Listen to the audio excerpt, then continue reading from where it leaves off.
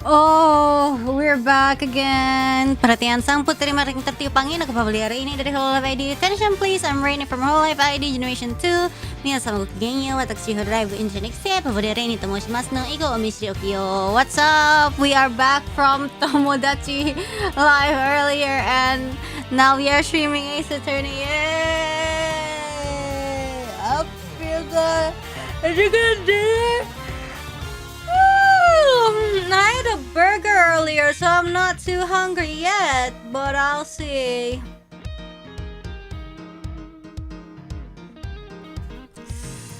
But yeah, still recovering for the ending of last stream. Yeah, I don't know, like, Tomodachi Live is a pretty chill stream, but like, I guess any streaming kind of like takes out energy, if you get what I'm saying. I'm so proud of like my drawings. Yeah, but you know, I guess like Tomodachi Life is like a drawing stream, a mix of a drawing stream and I have no idea what's going on though. Hey, so I hope you guys enjoy that, but now we are going back to our Ace Attorney stream. Yay. Burgernya lembut beneran nih, lembut sih guys. Drawing and drama, exactly. Only at Euranesia, you won't be able to look away from the double D's. Drawing and drama. I think that's a good tagline. But yeah.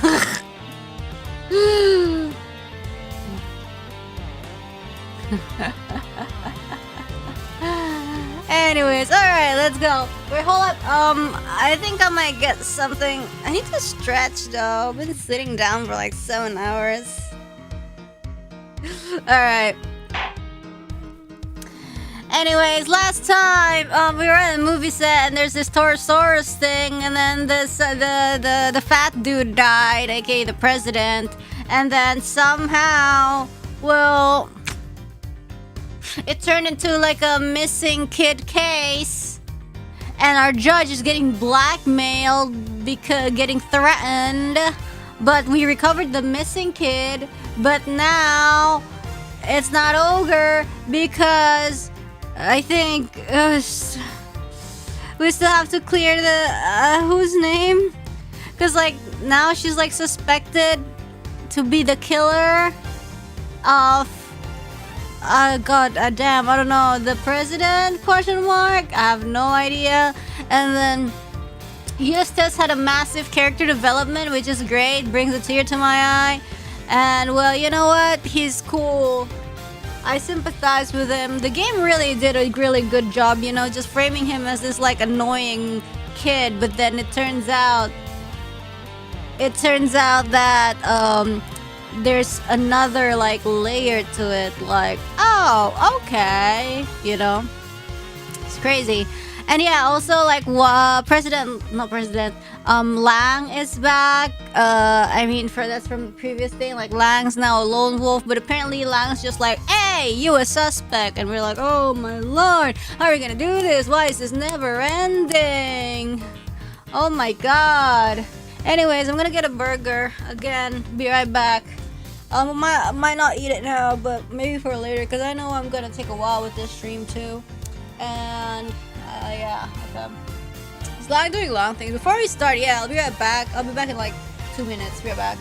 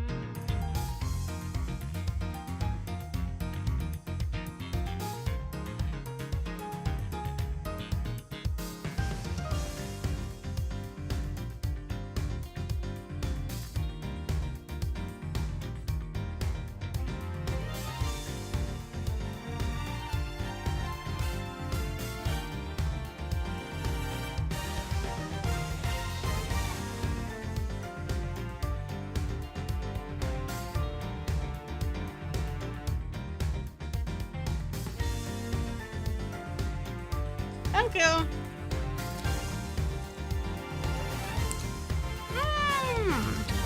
Oh, I'm back. I stole chicken. Okay, let's continue.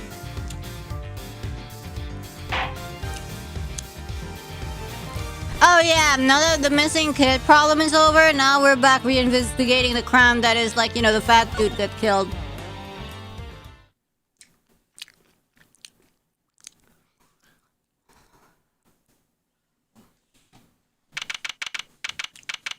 We have Penny and Will Powers from Global Studios. Those of you guys who played or watched AA1 with me will recognize who they are. She is also from AA1.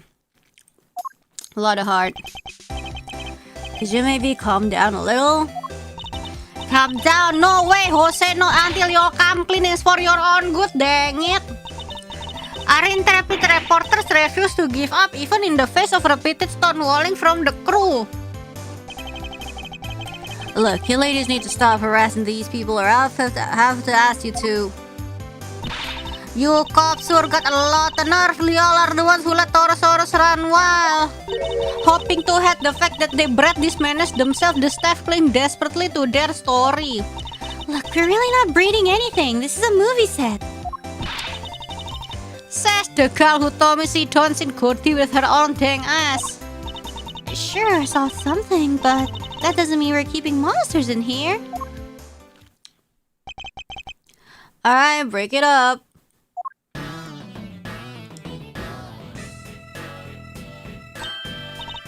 Oh, Mr. Edgeworth. And Shaun. Y'all are on the trail of this here monster infestation too, huh? No, we're on the trail of a criminal. Langsy says... The darkness of a criminal's heart can sometimes be compared to a monster. It's very different from the JP France translation. I never actually played the fan translation. I know a lot of people probably reacted that way, especially with the names, but I have no idea. How is it? That is to say, a killer. I sometimes have fun, like, you know, I would be like, yo, what's this guy called in the other version? Hold on, be right back.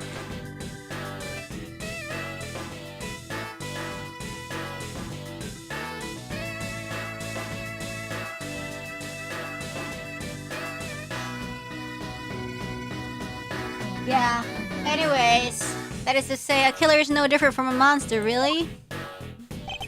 Agent Long, this is highly irregular, sir. We can't allow members of the public to the crime scene. Let's autoplay this.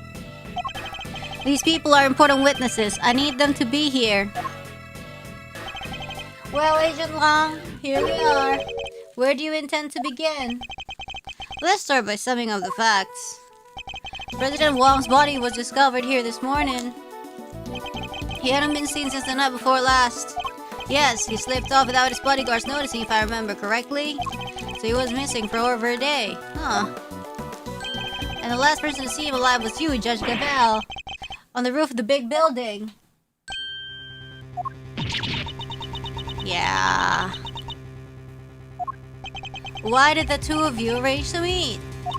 I'm sorry, but I can't say. Oh my god, not even to defend yourself from an accusation of murder? That's crazy. Why? Why can't you just tell us? Please, Judge Gavel, we're trying to help you. Ha! She can't say because she'll only incriminate herself more. I know you had something to do with the president's murder, and I'm going to prove it. Objection! You said yourself that the body was only found this morning. How do you explain the time that passed between Judge Gavel's meeting with the president then? That's exactly what I'm hoping we're about to find out. I'm particularly interested in what happened last night. So why don't you tell us exactly how it all went down? Shaun fan? Me? Verity Gavel is Justine Courtney on Fanti L. Yeah, I think I heard. What about this guy, Shaun Fan? The bag of milk also sweating. Yeah, just like Shelly the Killer's, just like Shelly's ice cream. Me? We know you weren't here on the set last night. You were, Shaun? We have testimony from the woman over there and forensic evidence from the footprints that prove it. You came back to run your lines, right? What? You're spying on me? I'm sorry, I was just making sure you were okay. It was late. I was worried about you. Yeah? How many times do I have to tell you I don't need you to worry about me? Oh. Shaun, that's no way to talk to an adult. She was trying to look out for you. Apologize this instant. Sorry. I've told you before, I won't have you speaking to people that way. Wow. This is a whole new Judge Gavel. It seems she's just as strict as her son is with those who break the law. Are you listening to me? If I've told you once, I've told you 1,000 times. You must.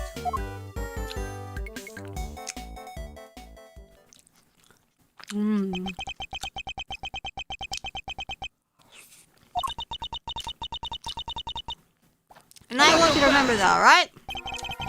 Can we get on with the investigation now? Of course. Forgive me. I don't think I've ever seen her so passionate about anything. I guess Judge Gavel's mother will take a little getting used to. I read to understand that you're accusing Shaun of being involved somehow with Agent Long. I just want the truth. I need to know why the president was killed. And by who. And I don't care what it takes. I'm gonna find out. I guess it makes sense for him to be so determined. The president was practically family to him. Alright, Shaun. Perhaps you could tell us what happened last night? Fine by me. I've got nothing to hide.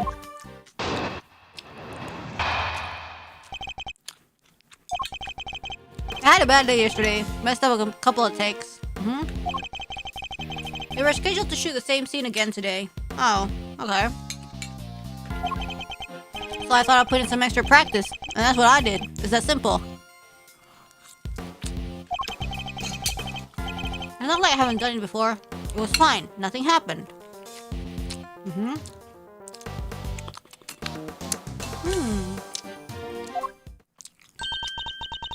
You've been rehearsing late at night again?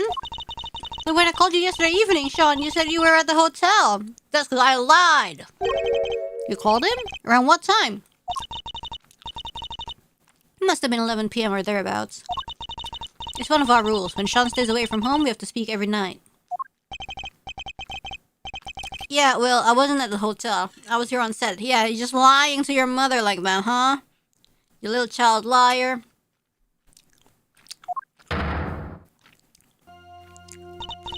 So you lied to me? Sorry. Ooh, now she's mad! I think it's kind of amazing how hard he wants to work on his acting, though. Nonetheless, a parent can't help but worry. Her child alone late at night. Anything could happen to him. And you need to think he got himself entangled in this case. But he said nothing happened, right? He did. Although I can't help but wonder if he was telling the truth.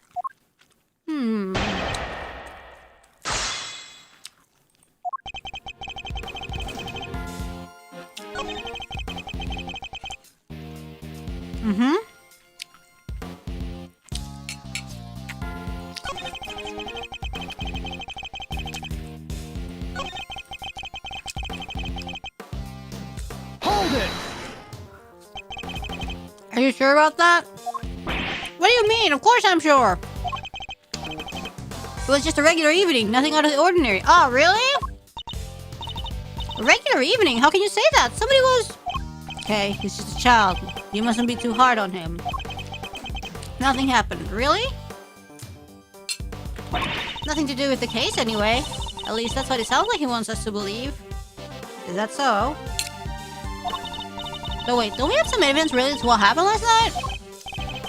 And we also don't have time to be humoring the lies of a child. That feels like we have to point out the contradiction. Okay.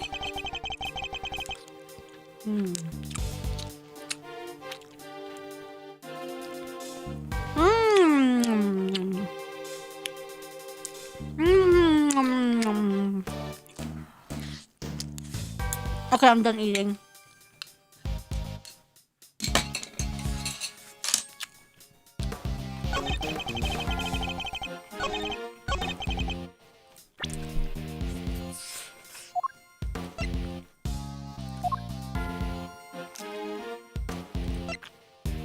Sorry, I kind of forgot what happened.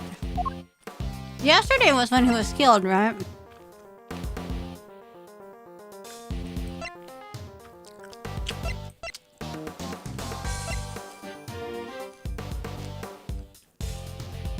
Is it this? Well, the side gate's chain was cut sometime last night.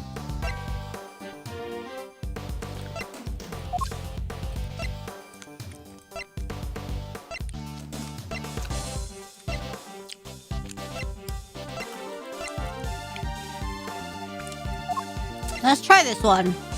There's not. Oh fuck, no.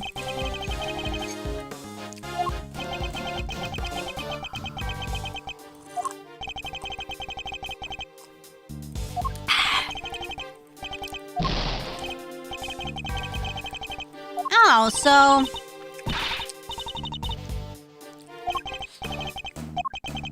what are we looking for? I'm sorry, like case just started, I forgot.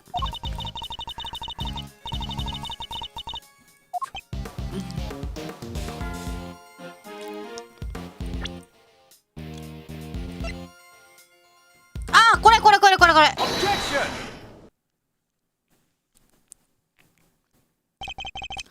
Nothing happened. I'm sorry, but you're lying.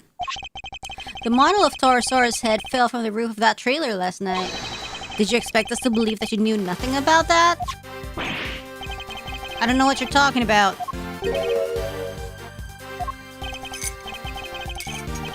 I told you, I read my lines, I went home, that was it. What do I know about some stupid falling head? Are you saying you can prove I know something? Sadly not. It's entirely possible that the head fell after Shaun left. No proof, huh? Then this conversation is over. Objection! No, it's not. What? The head falling from the roof isn't the only strange thing about last night. And I'm certain you know what else I'm thinking of, too.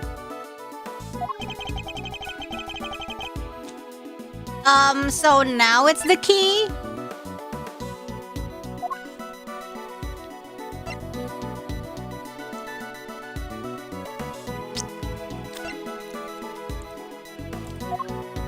So now is it the key?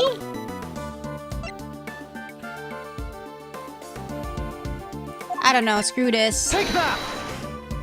Ah, freaky!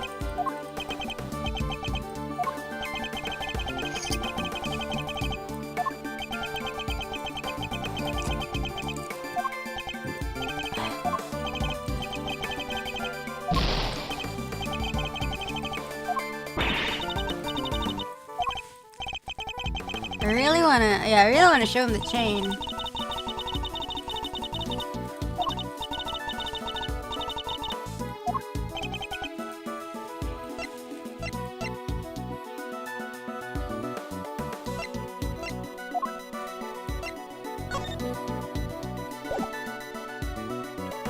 Take that!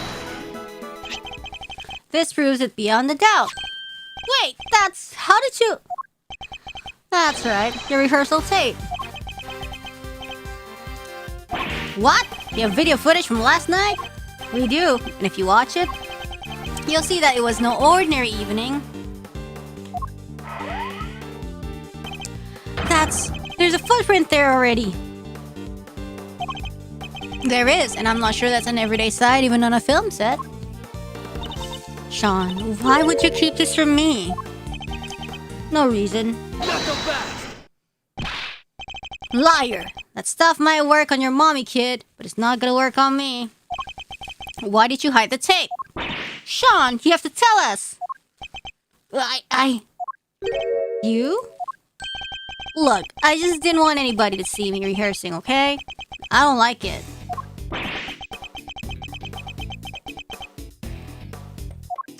Okay, valid.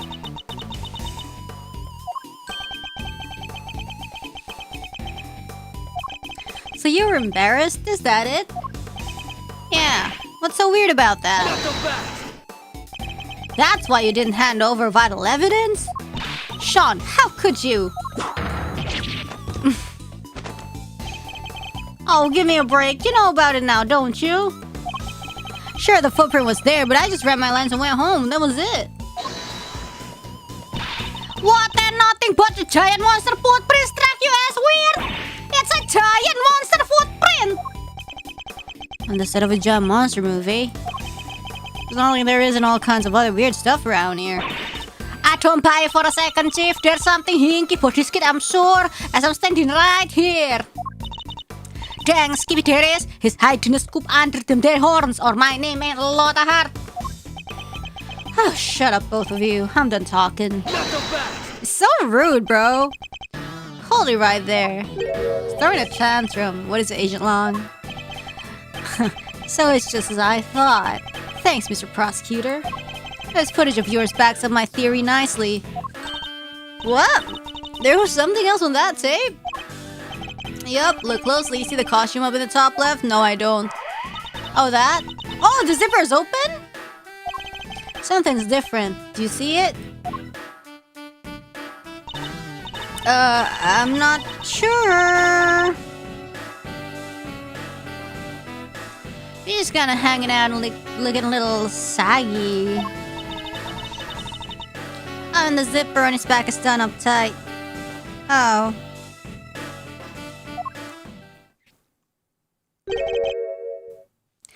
The zipper?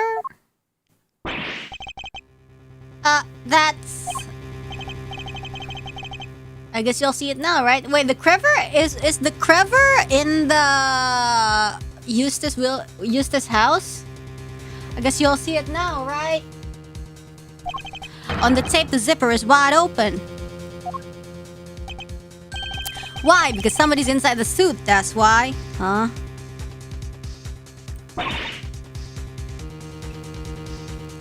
What?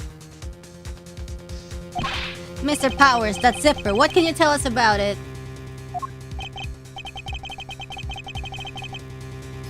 Oh, well, we always close it up tight when the suit isn't in use. Oh!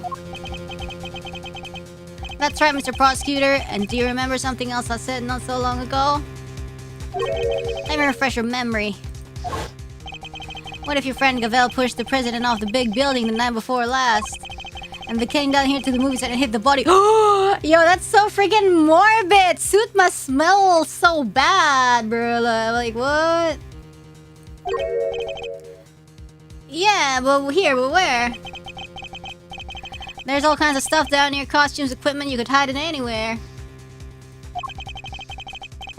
And then come back a day later, last night in other words, and take it out again. What?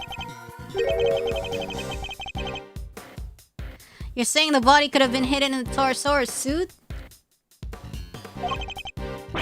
That's exactly what I'm saying. Isn't that right, Gavel? You pushed the president off the roof just like I said. Then you hid his body inside that costume. Ew! Chiseling the dog, body in the suit. What's next?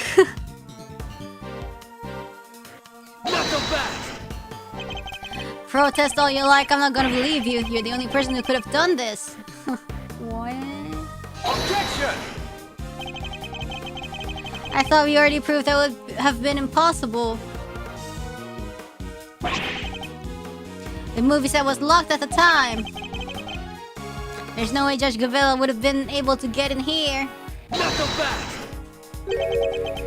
What if she had an accomplice? Oh, come on, man. What?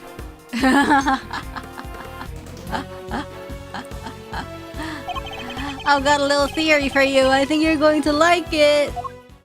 No, I don't think I will. Mother and child murderers is crazy. Oh my god. Mother and child murderers is friggin' insane. That's the title of the testimony, bruh. What if Shaun was waiting down here when Gavel pushed the president up? What? And he just like caught him? Like, oh, caught the body, time to put it in the suit. What the hell, bro? I want what this guy is smoking, for real. If the two of them were working together, the problem, the lock goes away. The hell, bro? Okay. Bro's just saying anything. They then work to hide the body together too, by dragging it over to the Taurosaurus suit and stuffing it in. Oh my god! I don't think that's the way. You think the murder was really that carefully planned? Like, this is so stupid. Like, who let this guy be Interpol, bro? It was the assassination of a world leader.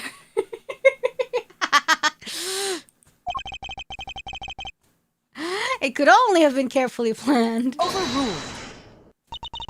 To suggest that Shaun could have been involved in this it's unthinkable. Knock him back. That's accurate, 'cause he isn't thinking with his brain. You're my prime suspect. What makes you think I'm gonna listen to a word you say? But what about motive? What reason would either of them have to kill President Wang? Who knows, but we'll find out soon enough. I'm gonna start saying that. Who knows, but we'll find out soon enough. She was the last one to meet with him, and she won't tell us why.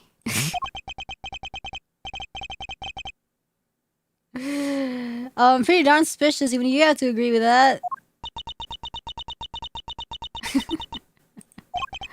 Judge Cavell, I don't suppose I can convince you to share any more details, huh? My apologies, but that is the one thing I cannot do. However, rest assured, should that ever change, you will be the first to know. So please, you have to believe me? Yeah, murderers have a habit of saying that. Oh my god, idiots have a habit of not shutting the fuck up, bro. People asking for any keyword will be good. Who knows? You will find out soon enough. Except the specs are out there. Pre-orders close in 3 days, so hurry it up. Oh, sorry. Sorry, what? Anyways, he's probably doubting the kid. I got nothing to say to you. I'm innocent. I might be rude as hell, but I'm innocent. Both as tight-lipped as each other, huh? Yeah, it's hereditary. But let me guess, you're still going to try and stick up for them? It's true. Judge Cavell's actions certainly make her seem suspicious. But nothing she has told us amounts to a motive for murder, or even the suggestion of one. No. And like I said, I'm leaving motive aside for now. He's like, I don't care, I'll do that later. For the moment, I'm focusing on means and opportunity. And for my money, these two had to be working together for that little plot to succeed. Dude! The kid's even lying to the mother. I'm at the hotel! Like, what makes you think they can work together to plan a murder?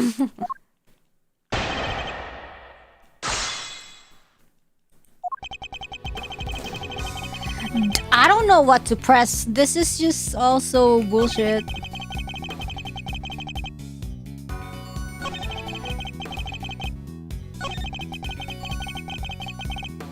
Huh? What?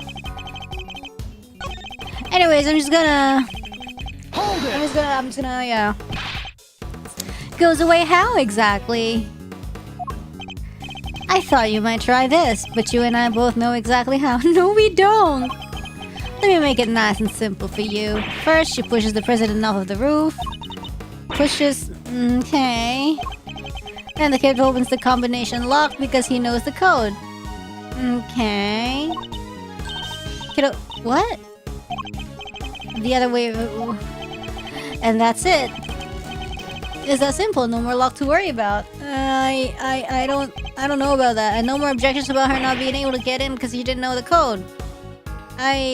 No, I don't think so.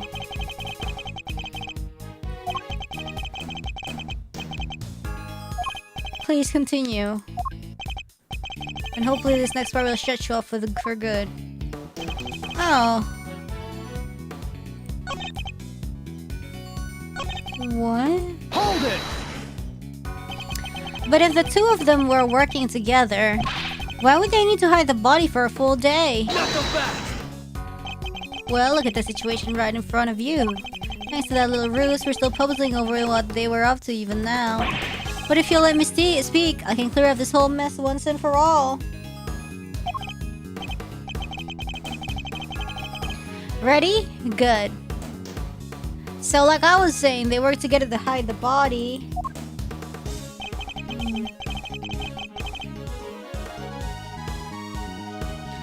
by dragging it over to the Taurosaurus suit and stuffing it inside. What? Hold it. That is... Like, it makes me so mad because, like, what is this idiotic take, bro? If this was, like, if he was on, like, Twitter, it's like, everybody would, like, beat him up in the QRTs. The video footage doesn't show the inside of the suit. You can't say for certain that there was a body in there at the time, can you? Yeah. Sorry, I said can you. I just want canned Red Bull. Maybe not, but we can take a look right now. Let's open it up and see what's inside. I put money on us finding proof that it was there. Oh my god, like where there's gonna be like a speck of blood. Do you mind if we examine the suit, Mr. Powers? Oh, not at all. Might be a little ripe though. It's pretty sweaty in there. Ugh. Alright. What is that, dandruff? Ugh, it's filthy. Yeah, that's weird. I always clean it out pretty good. If you don't, they can get kind of mold. Ew! I mean, that's true, yeah. In other words, what we're looking at is proof that somebody other than you used the costume? That dirt in there must have come from the body.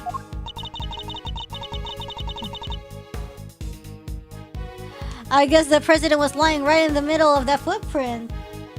Oh.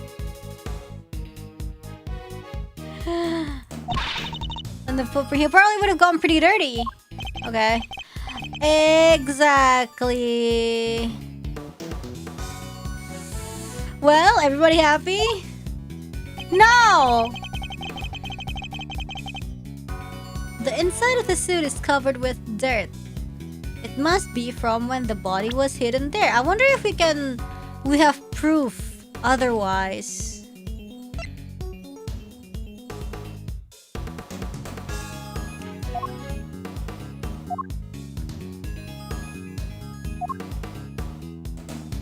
Oh.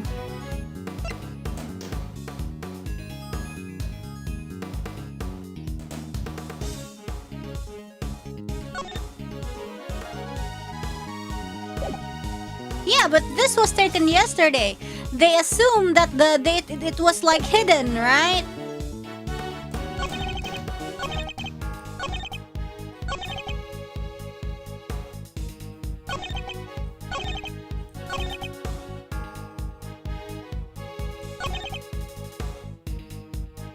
Oh, I don't give a damn, bro. Piss me off so bad. Oh, it's wrong. See, I thought so. Like, I know the concept, like, it's impossible because, like, hello, yesterday people were still wearing the costume.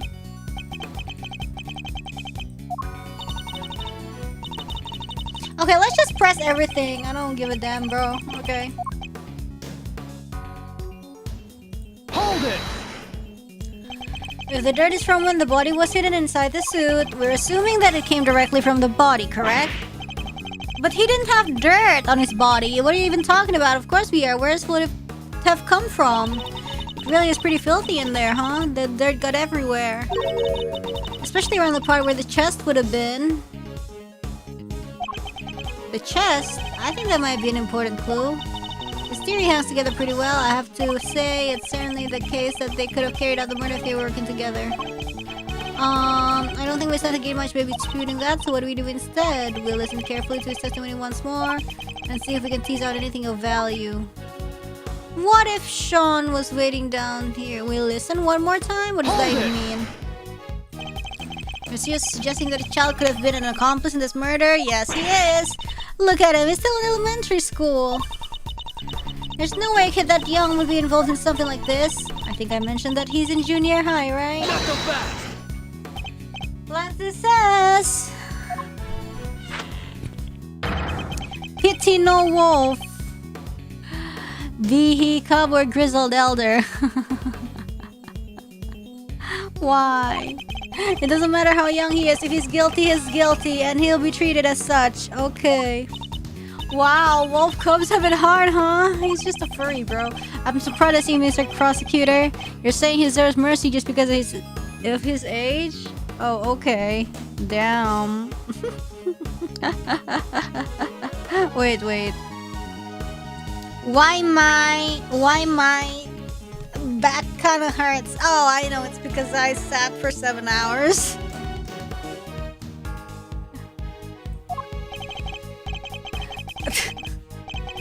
I'm saying that there's no way he did this, and I'm going to prove it to you. I look forward to it, but be warned, I'm only just getting warmed up.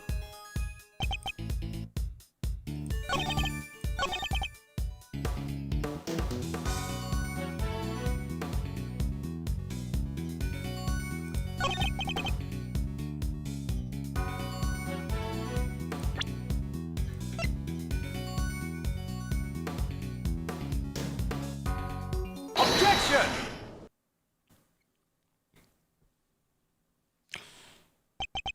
So our assumption is that the inside of the suit is dirty because the dirt came from the body. Would it be safe to say that's the case? Why? Is there a problem? Oh, the partition directly in front of the opening is particularly dirty. Yeah, it really is. But look at the victim.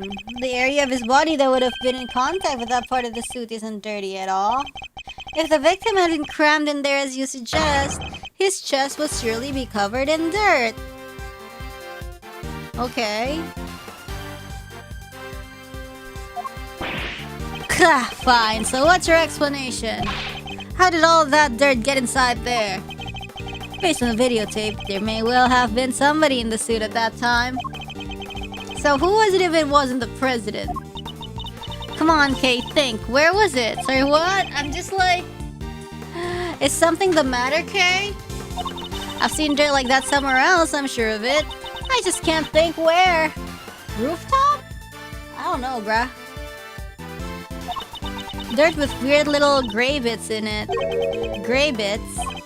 She's right, there is something mixed in there. Yeah, like the concrete? It was stuck to something else we looked at, lots of it. Stuck to something we looked at? An item of evidence, maybe. It's probably worth checking. Does one of the items we found have a similar kind of dirt stuck to it? I mean, he has shards of concrete. No, okay, well. This? Take that! As Kay pointed out, the dirt in the suit contains small flecks of something gray. And? We discovered similar flecks stuck to an item belonging to somebody we recently had dealings with. The item in question being these gloves. You're right, the dirt does look similar. But so what? What are you saying this stuff is? What exactly are these gray flecks of yours? I believe the gray flecks are... freaky. I don't even know, bruh. Concrete? Surely they're flecks of concrete? Oh, like all little broken up bits around the footprint, you mean? Exactly. And who did the gloves on, which you found similar dirt and gray flecks belong to? Chairman Winner! We found them in his garage. That's right, we visited the garage of this home earlier today. And we found a pair of mechanic's gloves covered in dirt. And if I recall correctly, a sledgehammer and a shovel too. Why would a pair of mechanic's gloves be covered in dirt? I'll tell you why, because somebody wore them while they used that hammer and shovel. They smashed through the concrete to the dirt below, staining the gloves with both substances. Wait, so you're saying...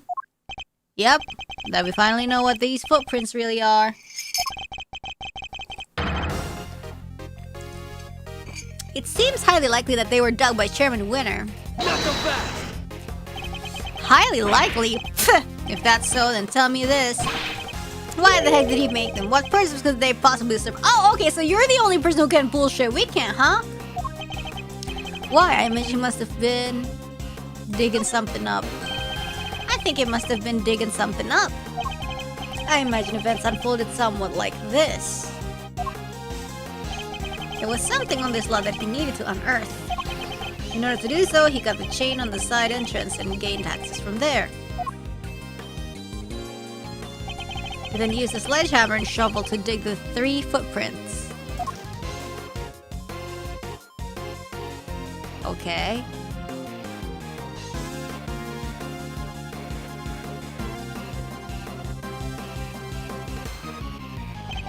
When he found what he was looking for, he bagged it up and filled in all the holes. Ah, but then Shaun must have showed up, right? I think it did, yes. Chairman Winter would have had to find a hiding place, and Torosaurus suit provided just that. Oh, you got all that from a pair of dirty gloves? It's good, but it's all just speculation. Okay, and you were doing what? We don't have any proof that he was inside that suit. He could have dug those holes and gotten out of here before the kid even showed up. Objection! But he didn't, and there's proof of that right there in the footage. It shows that Chairman Winter was still present while this recording was made. Oh. Yeah, the Crever bag! What? It's a shame that Asian Long didn't notice it himself. But if we compare the situation as we see it now to the situation as it appears on Shaun's rehearsal tape, and compare that in turn to what we saw in Chairman Winter's garage, it soon becomes clear that the chairman was present. Well, part of this image shows us that Chairman Winter was still here. It's this one. Take that!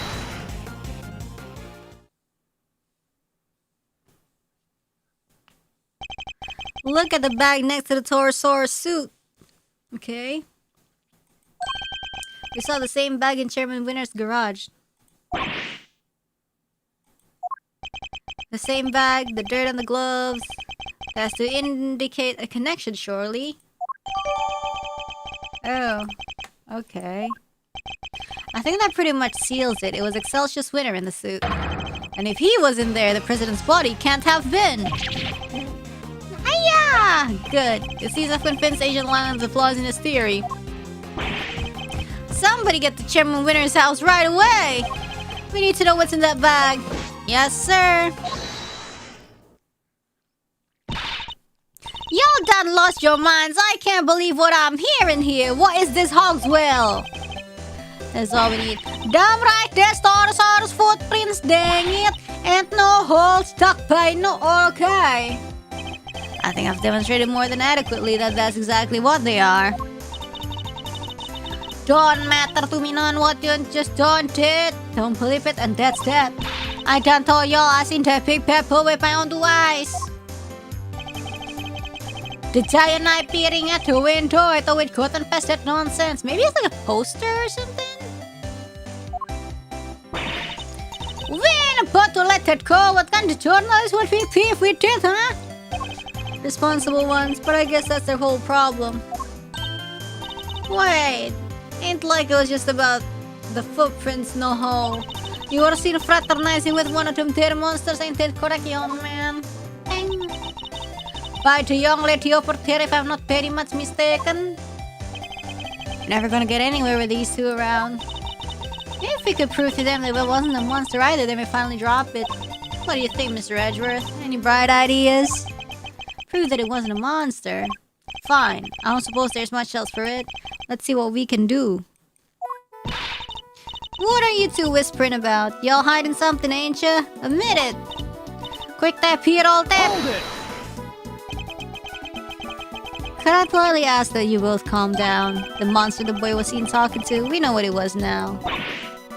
Huh? That's right, Shaun's rehearsal tape finally cleared up that particular mystery. It did? The point at which Miss Nicole thought she saw Shaun with Gordy. Well, that would have been right when he was making his rehearsal tape. I think she mistook a certain object for the legendary creature of the lake. Your so-called monster is right here in this picture. I don't see no Gordy. That ain't nothing but a dumb snapshot. You're talking to a pro here, can't fool me with no trick photography. Oh, is Miss Nicole's Gordy really? Take that!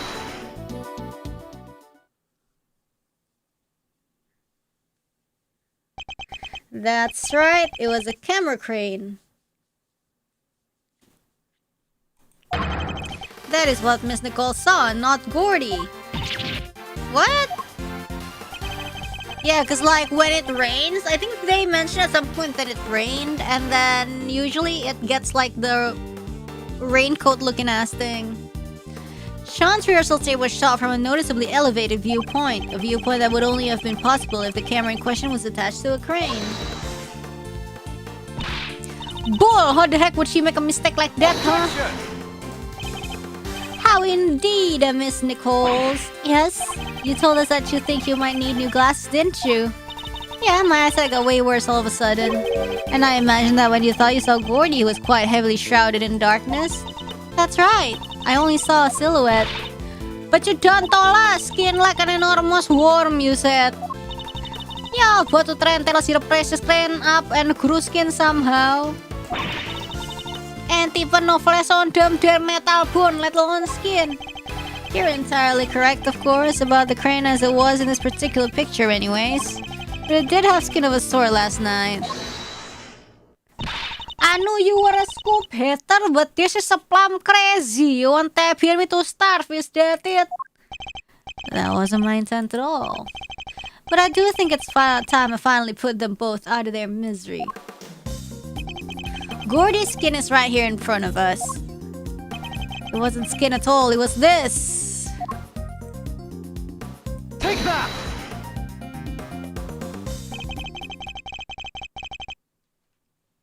Miss Nichols told us that it seemed likely to rain last night. That never happened in the end. But I think Shaun may have covered the crane with rainproof sheeting nonetheless. And then my intrepid young reporters is while Miss Nichols mistook for Gordy's skin. What? Oh heck! Well, Shaun, am I mistaken? You see everything, don't you? Gotta say, you're pretty amazing. Well, duh. My back hurts. I'm sorry, Miss Hart, but Miss Nichols' monster was no such thing. It was simply a trick of the light. And just like that, the dream dies again. Aduh, my muscle hurts so much. Chief. And I think that may have finally shut them up. I thought the kid was holding out on us. But it seems I might could have maybe been a little wrong, maybe. Alright, we know what the so-called monster was now. Everybody happy? Yes, I am happy actually. Everybody except these two, hehe. Agent lang. Terus... It's so hurty. But if I use the massage gun, you know, I have the triangle thing that goes into the muscle, but it hurty if I use it. The president's autopsy report is out, sir. Is it? Let me see it. Death was due to full body contusions and bone breakages caused by extreme pressure from above. Oh. Oh. So we have our cause of death. He was crushed. Just as we thought. Okay. Test results still haven't come back from the yellow substance found in his chest. But they did find gunshot residue on his right hand. Oh, really? Gunshot residue? Because it was a kid at heart, huh? Gunshot residue, okay. It's a substance left behind when a firearm is discharged. Oh, alright. Its presence indicates that the president may have used the gun. Oh, that's not nice. Oh, well, he's dead anyways. But we didn't find a gun anywhere, did we? Indeed not, which makes the residue something of a riddle. We'll need to read that report carefully. Well, Agent Long... That clears one thing up at least. The president didn't die from a fall, which means he wasn't pushed from the roof of the big building. Yay, that's good.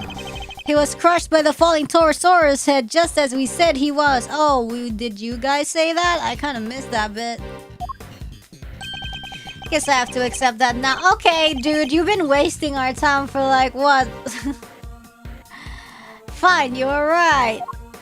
Amazing, so that doesn't mean Judge Gavel isn't a suspect anymore either? Surely it must. Both the cause and time of death rule her out. She met with the president the night before last. But the autopsy report proves the time of death at around 11 p.m. last night. And we know that the Torosaurus head fell around then too. The facts all line up perfectly.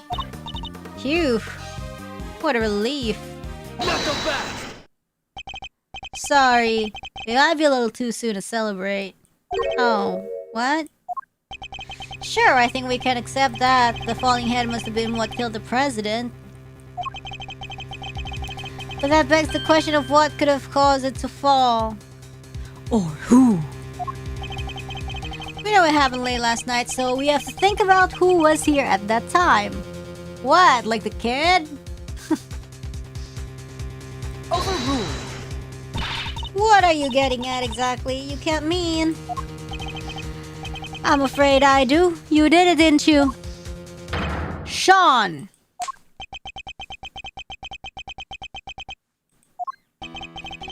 The kid's hiding something. He was right here last night, right where the body was found. He saw the footprints. Yeah, he wants us to believe he knows nothing about what happened. That's a big ask, surely. Objection!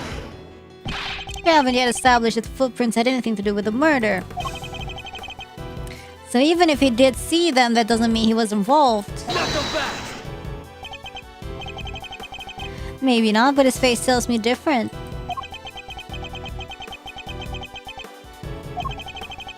As does the fact that it's shaking like a leaf. Okay. It does seem like Asian Lau might be on some. Good luck, thank you. But I don't think Shaun's gonna talk. Alright. Fine, keep your mouth shut, kid. I have a better idea. What? I think more people should shut up, actually. Why don't we let your tape do the talking? What exactly are you planning, Agent Long? Nothing, that's what. The police have some pretty sophisticated image analysis tools these days. Oh. You would go to such extreme lengths to see my son convicted?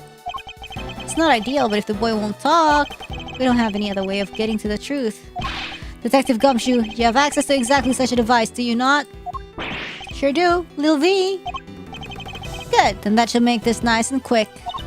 Mr. Edgeworth, might I request that it be you who carries out the analysis in question? Why me? I fear that Agent Long might be inclined to believe the worst. Image analysis isn't exactly my specialty, but... Alright. Are there new clues to be discovered somewhere in the image data, I wonder? My freak... Oh, well, this part... Lo, goblok! Bukan maksudnya, anjrit!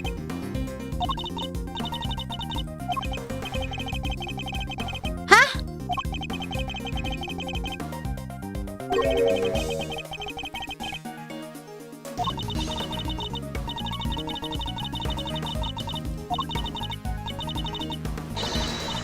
Be strong, Kay.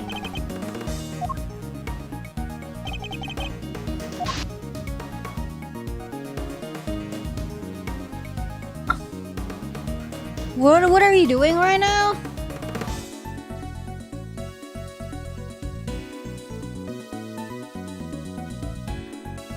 Oh, we can zoom in?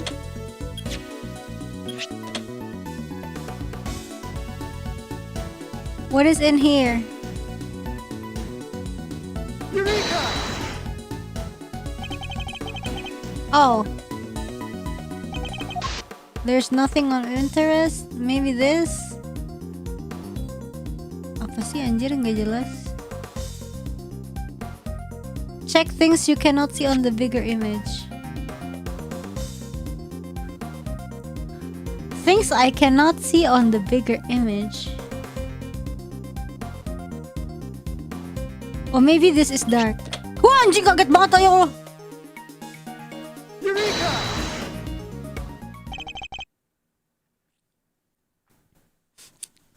Oh, what the? What is it, Mr. Edgeworth? Let me see. Ah! What is it? What's the matter? Show me. Mr. Edgeworth, the course asks that you share your findings. Zoom in on the top right part of the image and look closely. There's a person there. It's... the president? Oh my! What? You're kidding, right? Well, I'd say that's pretty decisive, wouldn't you? This doesn't look good for Shaun at all. Wait, this doesn't prove anything. I didn't know he was there. I don't believe you, and the image does in fact prove something very important. That you and the prisoner were here at the scene of the crime together. Admit it, kid. You murdered President Wong. No, that's ridiculous. Why? Why would he? Shaun, you didn't. You can't have. Can you? What do we do, Mr. Edgeworth? It's hard to push back against footage like that. Surely even you can't deny that this looks pretty bad for the kid, Mr. Prosecutor. He claimed he knew nothing about what happened, but the president is right there with him. Oh, I mean, I don't know. What are you not telling us? We have to know. Okay, but like, what? He's right, Shaun. Be honest now. It's the only way. The truth is, it was all my fault. I saw this coming. He would be like, he would think that he actually like, he would think that it was a freak accident, but then like something else actually happened and he's actually not guilty. What did you do? It was my fault the Taurus head fell off the trailer. Yeah. I saw this coming. I went up on the roof of the trailer to prep the kit I was using and I turned on the heater while I was there. I must have left it burning when I came back down to run my lines. Then my mom called and I left it set to go talk to her. When I came back after the call, the Taurosaurus head had fallen from the roof and the president was just there lying next to it. No. We did find evidence of a fire having broken out up on the roof. It was just a tiny one, so I put it out myself. So we're saying the president died because of Shaun? If he did, that would make this whole thing just an accident. What did you do with the head after you found it on the ground? I took it apart, carried the pieces up to the roof, and put it back together again. Not so fast! You're saying you put out the fire and moved the head back to where it fell from? In other words, you tried to cover your tracks. You're a real piece of work, kid. It's not like I did any of this on purpose. I really did just forget to turn the heater off. Yes, and when the fire had burned through the legs, the tail would have collapsed and the head... shoo! Would have fallen down to the ground below. You're right! The fire caused the head to fall. Yeah, but it doesn't mean he did it. Indeed, and I also happen to have an idea about how the fire may have started. Those cans of paint thinner by the heater are pretty flammable. Not a great place to keep them. Not so fast! You swear it was an accident? Seems a little convenient. What was the president even doing here in the first place? I don't give him how the heck am I supposed to know? I don't see anybody, I swear. I still don't believe you. Why would President Wong come to a place like this in the middle of the night? His reasons for coming here are something of a mystery, it's true. I met Judge Gavel up on the roof 2 nights ago. But he was also on the movie set last night. Did he come to meet Shaun? No, to meet Winner. I think we'll need to go over the boy's statement very carefully indeed. Oh, that means press everything.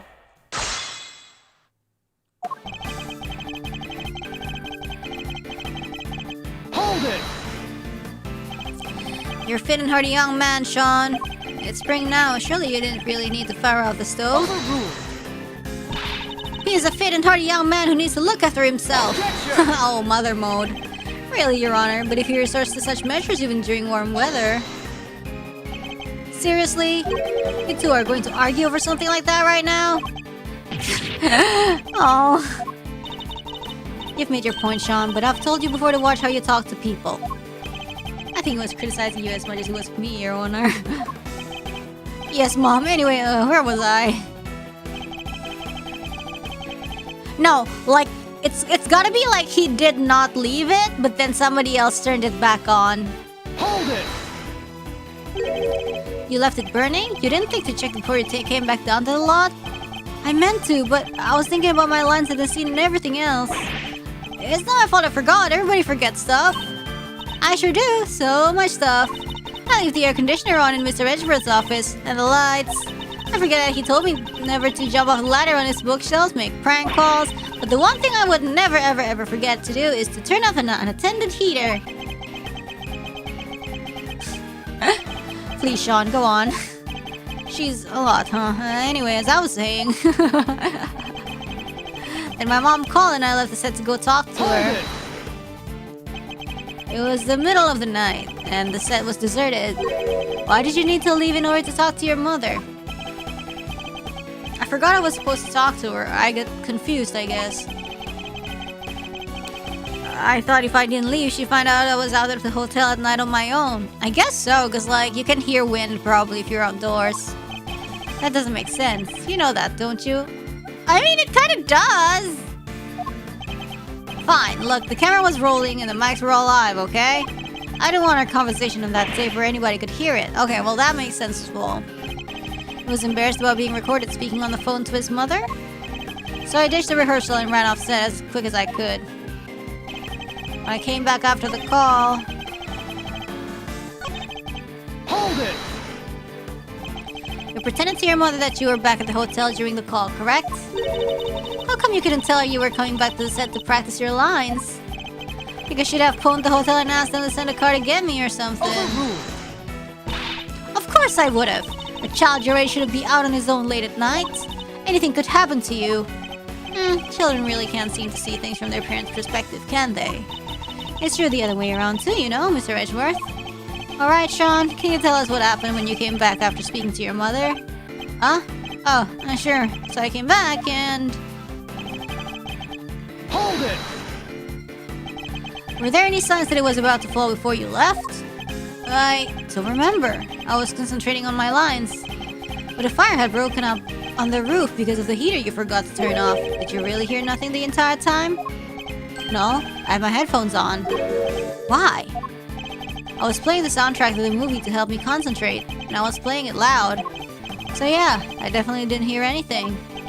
Except for the sound of your phone ringing when Judge Gavel called you. You know that cell phone vibrate these days, right? Anyway. The president was just there lying next to it. Hold it! Did you notice anything unusual about the body? I don't know. It was dark. He suddenly seems even more reticent than usual. I don't think he wants to go back over that memory any more than he has to Mr. Edgeworth. I'm sure he doesn't, but is that really all it is? Should I push him a little more on this? Yeah, push, duh! It was dark, but you knew it was a body nonetheless. He's hiding something. I'd better find out what. Most people would cry for help if they saw somebody lying on the ground. And yet, you didn't. Yeah, because what was the point? He was dead. So you said. What I'm interested in is how you were able to be so sure. Why were you certain that he was dead? He was lying on the ground and that huge head was right next to him. Didn't take much to figure out what must have happened. Objection! You couldn't have guessed that the impact would have killed him. How did you really know? I'll tell you how, because you checked. Fine, I checked, okay? I was scared, but yeah, I went up to the body and I looked and he wasn't breathing. So I was right. Why try to hide that fact? There must be a reason. Could you tell me how the body looked at that point? I couldn't tell if he was dead at first. There was no blood or anything, so it was hard to be sure. Nothing on his clothes either. He was... interesting. Nothing on his clothes either. He was clean, but yeah, he wasn't breathing. So that's how I knew he was dead. Thank you. I'd like you to add that statement to your testimony if you don't mind. Eureka!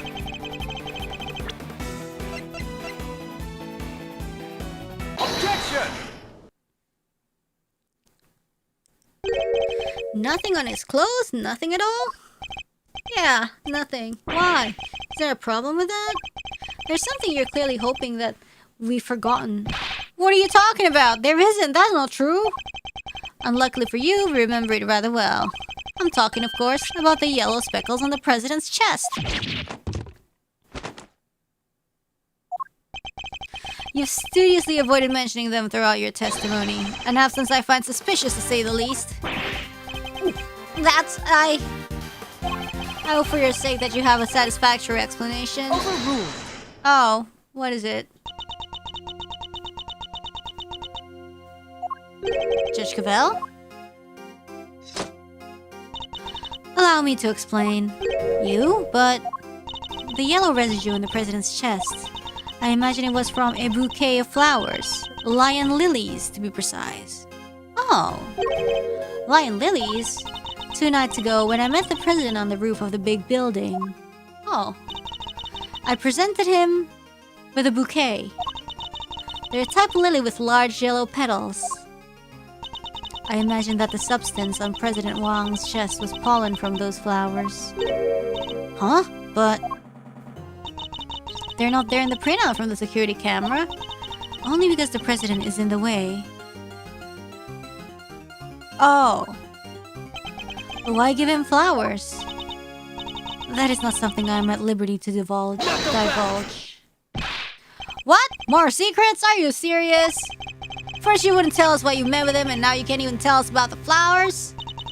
My sincerest apologies, but all I can tell you is that I gave him the bouquet. Objection! Come on, man. A bouquet that was nowhere near the body when it was discovered. How do you explain that? I cannot. Seriously, Your Honor? Some things you won't explain, the rest of you can. Come on, you've got to give us something here. You wouldn't let this fly in the courtroom. What makes you think we'll accept it? Hey, we'll leave her alone. Shaun, I threw the flowers away, okay? You did? So they were there when you first found them? Oh, this is a mess, bro. Yeah, they were right there in his chest. Yeah, maybe he threw it away because he knows it would probably incriminate his mother or something. And they were squashed completely flat. Oh, I guess that makes sense, right? They would have gone crushed along with the president. And the pollen would have been smeared across his jacket front. That does explain things rather neatly, but why remove the bouquet and dispose of it? No reason. He's almost as evasive as his mother. More secrets? They're quite a pair. Overruled. There is no secret. I know exactly what Shaun disposed of the bouquet. Huh? You saw me leave the house with it, didn't you? Oh, I get it. When you saw the flowers in the president's body, you remembered seeing your mom with them and felt the need to prevent her from coming under suspicion. No, you've got it all wrong. That's his least convincing lie yet.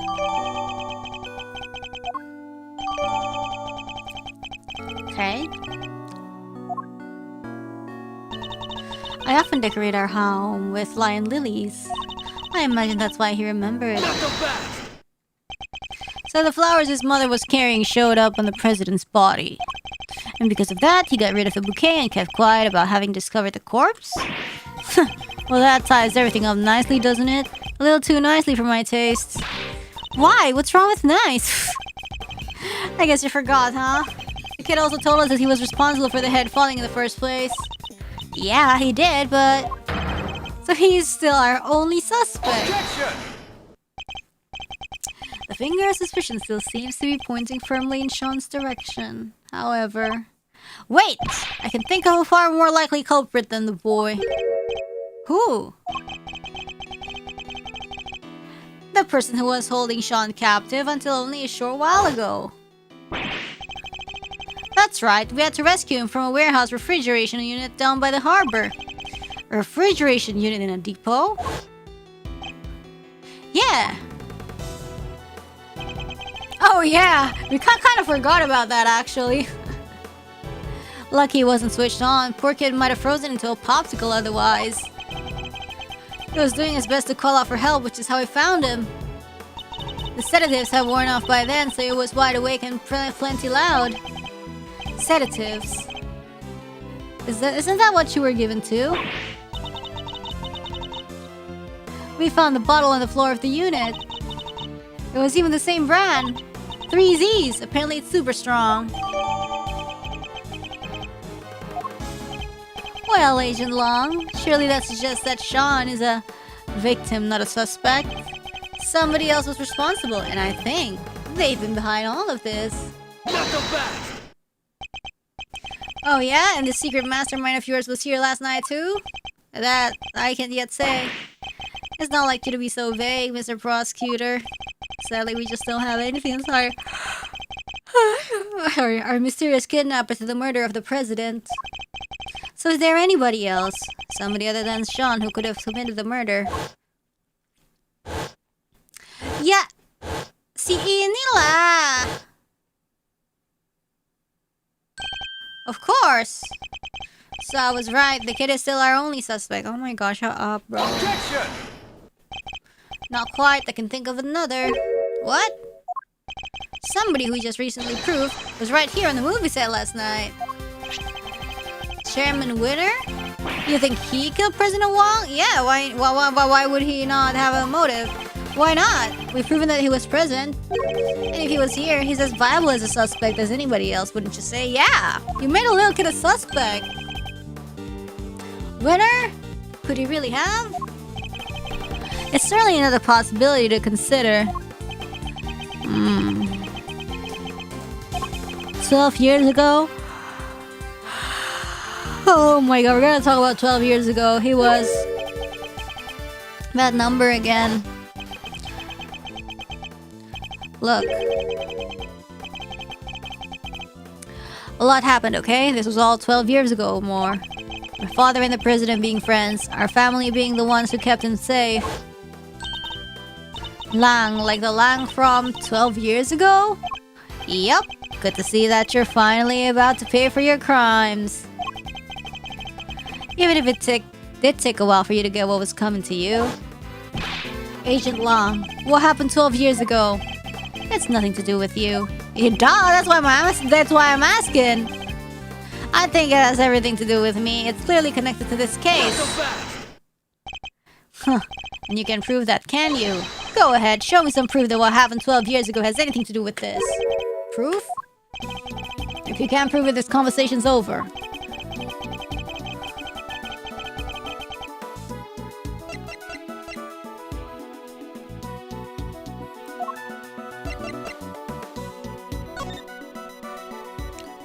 Yeah, it's our daddy. Yeah, it's this case. Oh wait, 12 years ago. Shit, not. Oh fuck, no. That's 12 years. That's 18 years ago. Let me think.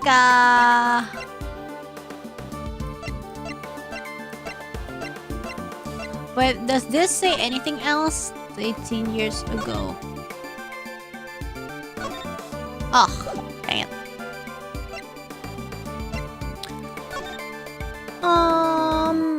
Manfred von Karma. This doesn't have anything to do. Body of Artifrost, whatever.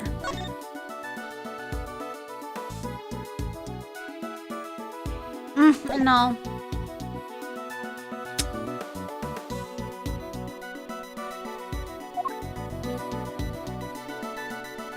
And Shaun.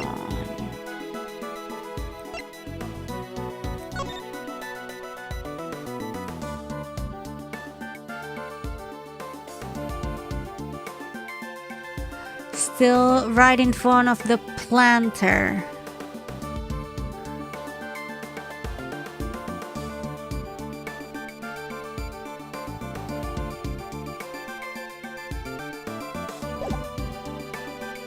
Report on night, probably? I don't know if there's anything else.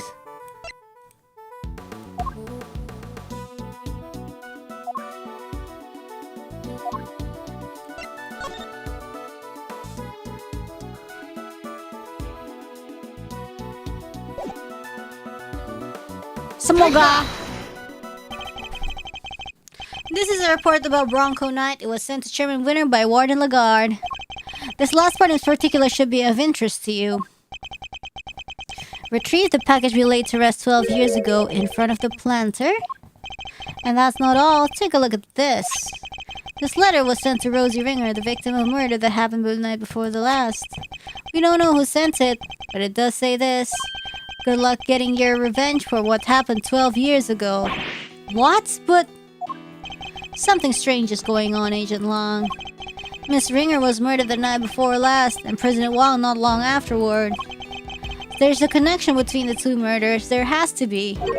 And I believe we can trace that connection to events 12 years in the past. Am I wrong?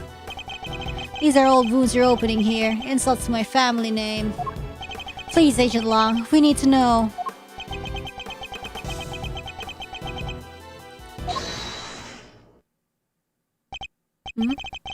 Who on earth was that? Shifu! Oh, his men! What are you all doing here? We came to find you, sir! We heard you were looking into the incident from 12 years ago. Idiots! I'm not your boss anymore. Get back to your duties right now. We can't do that, sir. What? You're disobeying a direct order? Please, sir, I'm begging you. We all are. You have to reopen the investigation into the SS5 incident. We know you can't let it go until you figure out what happened, and we can't either. Well, Agent Long, it seems your former underlings want the events of the past explained, too. You think it's that easy? That you could solve the case just like that? Yes. I think we can. Together. With the power of togetherness. Huh. Well, alright then.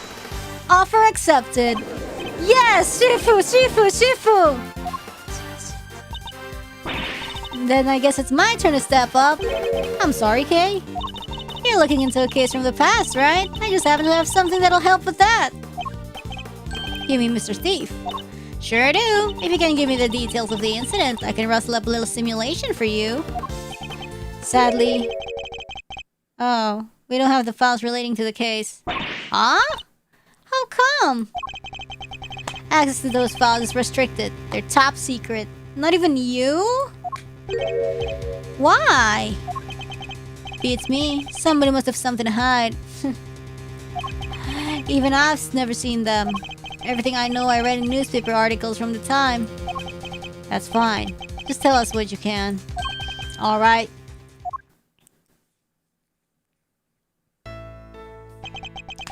The SS5 incident happened on a winter's day 12 years ago. February 10th to be precise. Your police received a call directly from the kidnapper. I've got the president of Zhengfa. So he was kidnapped? Yeah, SS5 is the official designation of the president's kidnapping case. The kidnapper wanted $100 million. $100 million? How much money even is that? More than you can imagine, it seems.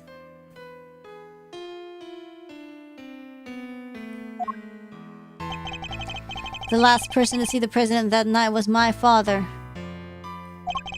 They were together at the embassy of Zhengfa until midnight on the 10th. And nobody knows what happened with the president after that until he was kidnapped. Our government did everything they could to scrape together the money. They were desperate to save him. And in the end, they succeeded. The money was handed over, and the president came home safely. So President Wang was head honcho even back then? Wow! Go, Mr. President! The length of time he stayed in power isn't even close to the most impressive thing about him. Agent Long was clearly very fond of the President Wang. I assume the kidnapping was thoroughly investigated? It was, but the investigation was top secret. As was the trial. The trial?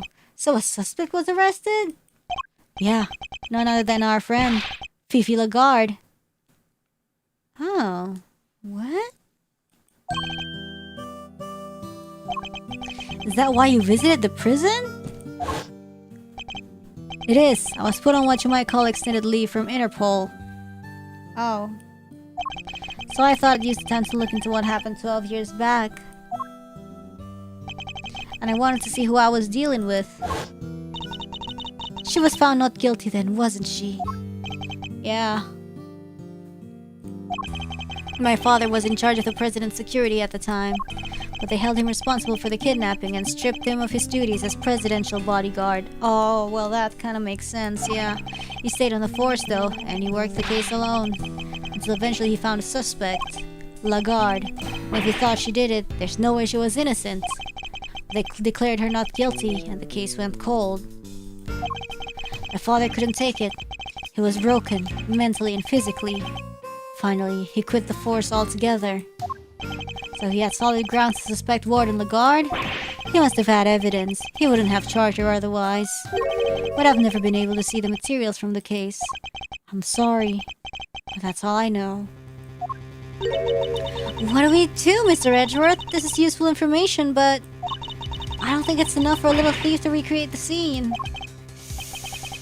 Is there really nothing we can do? You look like you could use a hand. Ooh. Who's this now? Emma? Oh, Francisca and Eddie Fender. Francisca and Mr. Fender. We finally wrapped things up over at the courthouse, so we thought we'd see what you kids were up to. Here. Oh? What's this? It says SS5 Incident Investigation Report. Oh! We got it! When Pippi Lagarde mentioned an incident from 12 years ago earlier, I couldn't help but wonder.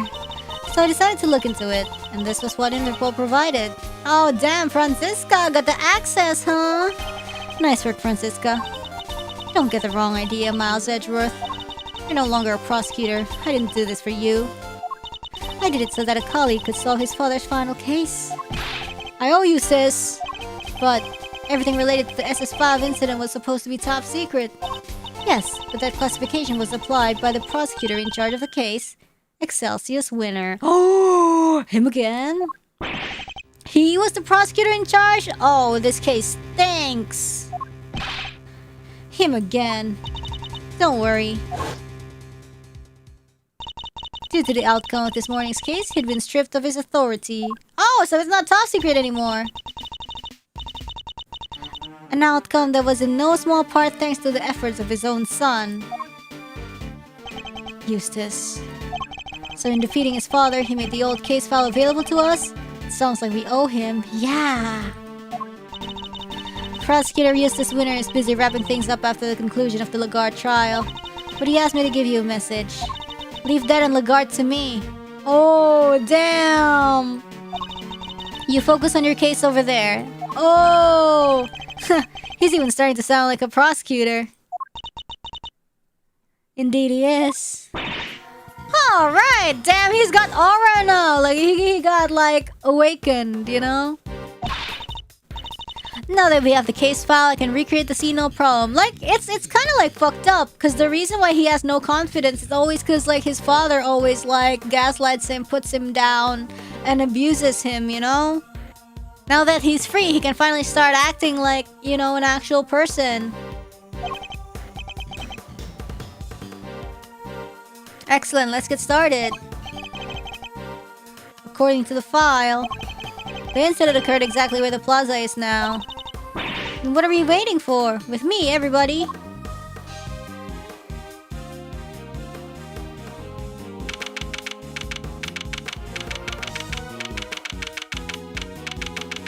Whoa, whoa, everybody's like here, what? Alright, Kay, if you could set Mr. Thief in motion. Sure, looks like there's more than enough here to work with. Where do you want to start? Good question. Let's see. Since there was an eyewitness, a freelance journalist by the name of Alf Al Down. Alf Al Down? God! But apparently, he was killed by the culprit for witnessing the kidnapping. Oh.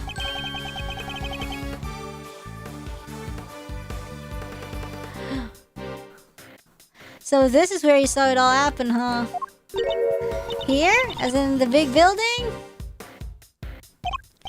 No, construction of the big building only began a year ago. Before that, it had been a piece of abandoned property. And before that... now we're getting to the stuff I know. 12 years ago, this place would have been... what? The Happy Family Home. Oh, there's an elephant. What the hell is a happy family home? Like, for retired people?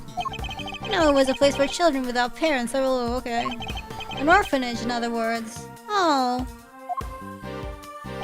The president was kidnapped from an orphanage? Yeah, and the place was run by Pippi Lagarde.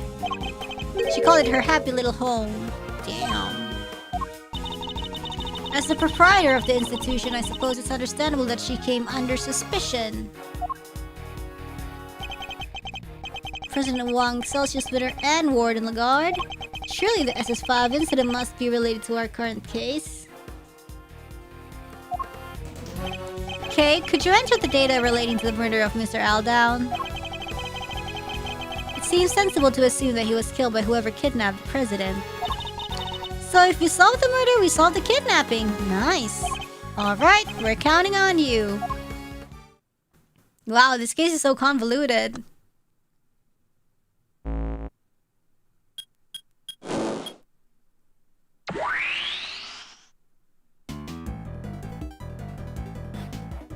Oof!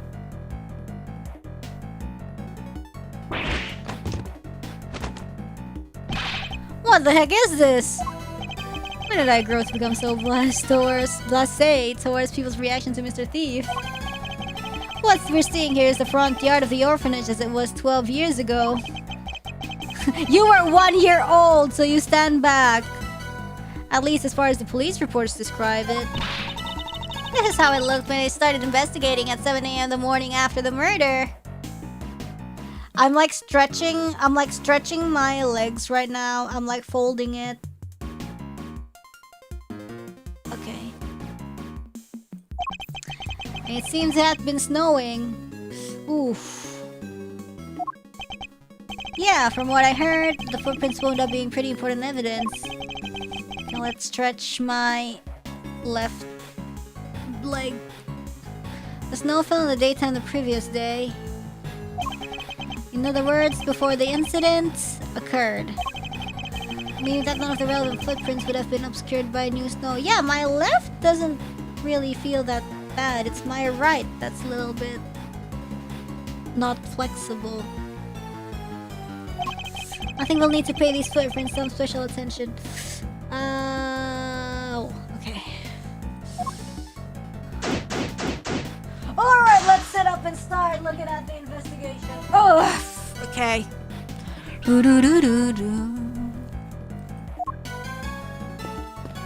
The fuck, bro? Oh, there's so many things. Okay, well, let's check out the footprint first.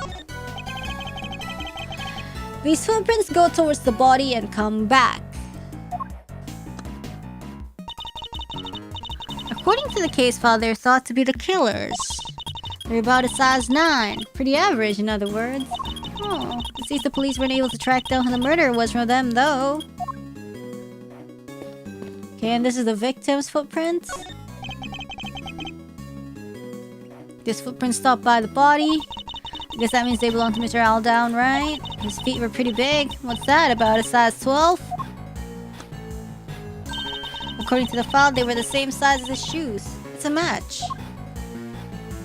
Was that beeping? No, beeping probably from in-game. I have no idea because nothing beeped here.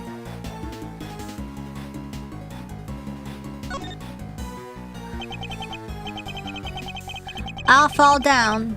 The man who witnessed the president's kidnapping. What exactly did he see? I based this part of the recreation on one of the crime scene photos.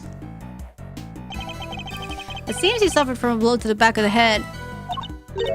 Yeah, from the brick right there. I figured it must have been taken from here in the yard. It looks like the blood flowed from the head wound and spread over the surrounding area. Here, a gift for you. This is Mr. Aldown's autopsy report. He died around 1 a.m. I must scour the scene and inspect anything that catches my attention. Somebody's dropped a yellow flower here. I think this one symbolizes the desire to steal treasures. Okay, you can't just make these things up. Is it the same flower? What we can say is it looks to be different from all the other flowers in the planner. So what's it doing here? Oh, so this is where the evidence was buried. Or something. The treasure. I must be right. Somebody must have stolen it. It's a stolen treasure. Maybe it's like a lion flower or whatever. Or like the same yellow flower that got medret. Pokoknya I bet... nggak tahu ah. I think this one might actually symbolize the growing anger of a former prosecutor. Bruh. Hello. Okay, what's the phone? This cell phone must have belonged to the victim. You're right. Yeah, it says here in the file that Mr. Aldown made a call while he was watching the kidnapping. A call? To whom? His girlfriend. Seems he called her when he saw that the president was there. She didn't pick up, so he left a message. That's in here too. You wanna hear it? Please. What's it say? Rosie! I guess you're asleep already. Anyway, I'm here at the orphanage. Something weird's going on. President Wong is here for some reason. And there's another... Damn it, the light's out, so I can't quite see, but... It looked like he was being... kidnapped? Probably nothing, but I thought I should let you... Oh...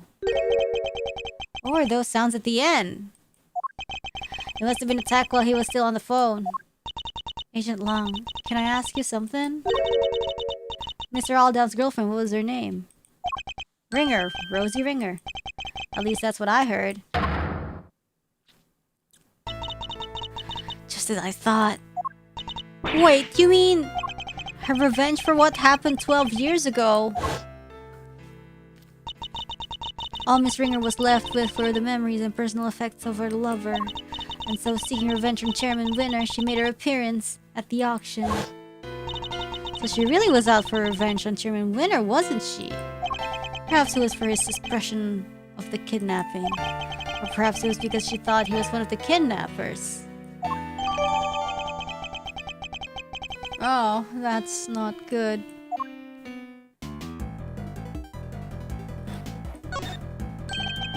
This was the brick used in the murder. There's stuff made of bricks all around the yard here. They probably took it from somewhere nearby, huh? I'll fall down. Freelance journalist. Killed after witnessing the kidnapping of President Wong. Even in the recreation, it's pretty gruesome, huh? It's even worse. In the actual crime scene photos. That's a lot of blood. It seems mostly to have come from the back of his head. As you can see, that area is completely caked. No, yeah, the autopsy report says that's where he was hit with the brick. Indeed, I imagine his attacker must have snuck up on him from behind. It looks as if he's clutching something in his right hand. Oh yeah, they mentioned that in the file somewhere. Let's see... According to this, it was a button! Torn from the attacker's clothing, perhaps.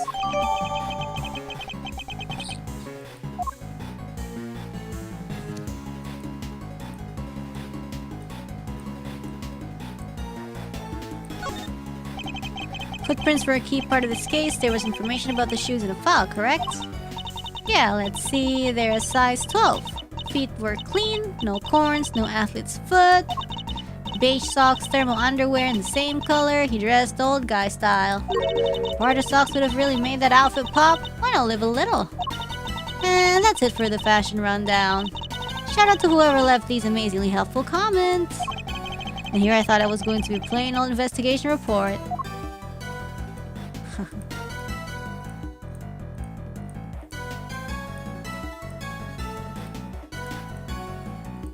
Okay, nothing here probably.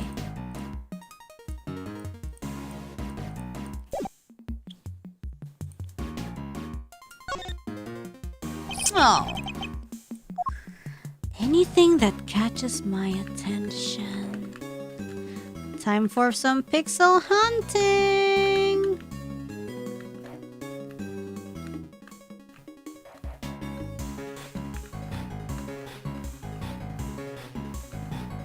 Oh. So the victim was carrying a camera. Oh yeah, what's in it? According to the file, they recovered a picture. Yeah, here we are. That's... Oh, the button of the snowman. It's the president, right? Somebody's pointing a gun at him. This must be what Mr. Aldown witnessed. So the person in the trench coat is the kidnapper. Yes, I imagine they were trying to conceal their identity. But if Agent Long's father's theory was correct, the person wearing that trench coat is Warden Lagarde. How come they only found the one picture? What if it's Gregory Edgeworth? Just kidding. He probably wasn't able to take any more before he was attacked. Oh, so sad.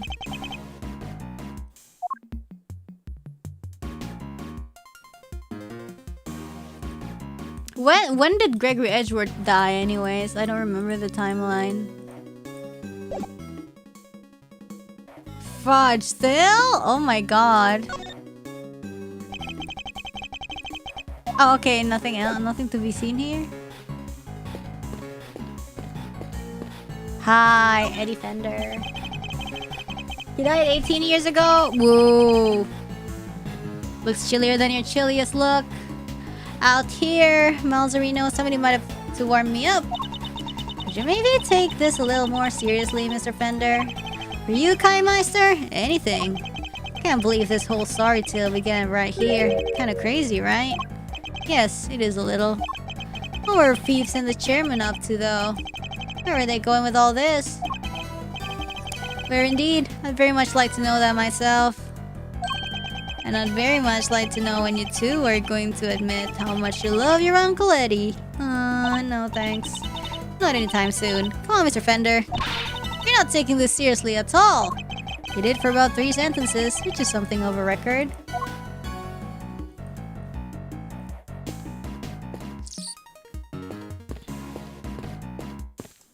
Oh my god, there's so many people here. Oh my god. Hey, this arch, you've seen it somewhere before, right? Indeed we have. It's the same one that stands over the entrance to the big building today. But this is supposed to be how things looked 12 years ago. Was it there the whole time? It seems the architects worked the old archway into the structure of the new building. The future is simply the past reheated. I think I heard that somewhere. And for once, it seems you might have remembered it correctly. But 12 years is a long time to reheat something for. If it was your lunch, it would be ruined. Yeah, sure.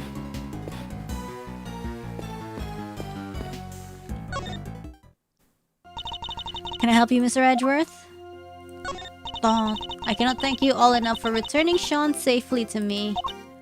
I can hardly bear to imagine how I would have felt if he had not come home. Hey, old guy, can't you see you're upsetting her?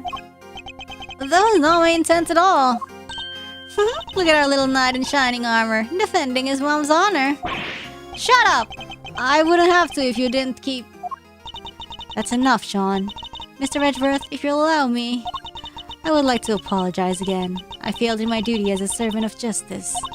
I will not ask you to forgive me. I only ask you to understand that I... Judge Gavel, I don't presume to know the goddess of justice as well as you do. But she was a mother, was she not? Of other gods and goddesses? She was. Fair judgment requires personal circumstances to be taken into account. I'm sure she would understand. Perhaps your beloved goddess is more merciful than you give her credit for. Thank you, Mr. Edgeworth. What are they even talking about? Don't worry, Shaun. I don't have a clue either.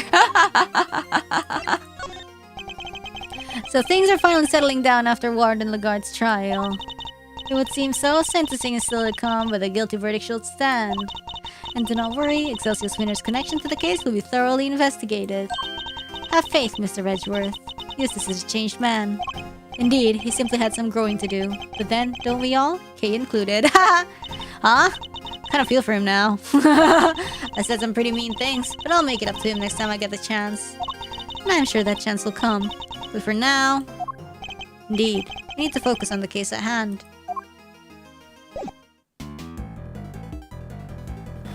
Okay, kid. What do you want? Shaun, I wonder if you could tell us a little more about the circumstances surrounding your kidnapping. It took you when you went to the garbage disposal area, right? But what were you doing there? It's alright, you don't have to talk for him. You can just ask me himself. Hear that, Mr. Edgeworth? I think it's starting to warm to you. I went to the garbage disposal to throw away the flowers that were on that body. It wasn't far, and I figured they'd be less likely to find them there than if I threw them in the garbage can. I tried to get in there last night too, but it was locked. So I had to come back today and try again. Yeah, but when I was there, somebody came up behind me and put something over my face. Oh yeah, snoozing is easy, 3Z with 3Zs. The fact that she was drugged with it too doesn't seem to bother her. I guess it is a catchy name. Whoever it was pretty strong, but I never saw their face. I see, thank you. That was very helpful. What can you tell us about the time between when you were kidnapped and when you were found? Not a whole lot, I'll bet. Snoozing is easy, 3Z with 3Zs. I remember waking up feeling cold. I was somewhere big and empty and dark. There were cardboard boxes with some other language written on them. I figured it must be a storeroom. Oh, but it was actually a giant refrigerator. Businesses use them to keep stuff chilled. And that's where Kane Detective Gumshoe found him. They really saved the day there. Guess the cooler must have been on until just before I was brought there. Like I said, it was pretty cold. Anyway, they didn't take my phone for some reason, so I used that to call for help. I see. Well, we're all very glad that you found your way back to us safely. Say it like you mean it, why don't you? He's not the most gracious child I've met. Reminds me of a certain somebody else. Wait, I'm gonna go idle meeting for a bit. This is gonna be a pretty thorough investigation, I think, so let's idle meeting while we can. I'll be right back.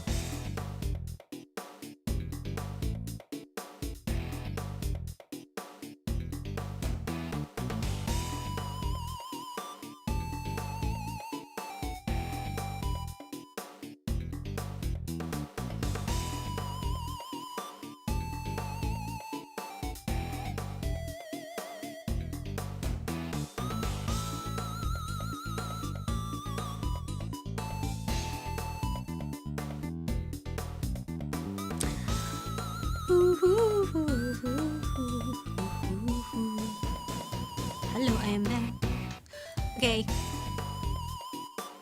Yay! Okay, we asked Shaun, he didn't say any useful thing. Let's talk to Lang. Oh no, let's talk to his guy actually. Shifu, I know it's rude to me to ask, but can we count off for old time's sake? Just once, I'm begging you. What's... For old time's sake? Seems a little sentimental. But fine. Oof. Count off! 1! Sorry, Shifu. It just doesn't feel the same on my own. It's kinda lonely. Fool! It shouldn't matter if there's one of you or 100. You may be on your own here right now, but the pack is always with you. Damn, so quit whining about being lonely and howl like you mean it. Count off! 1! 1! 1! 1. Is he crying? Oh.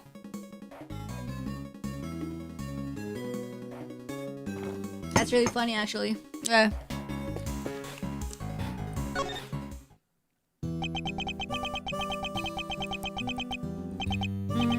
Three planners, huh?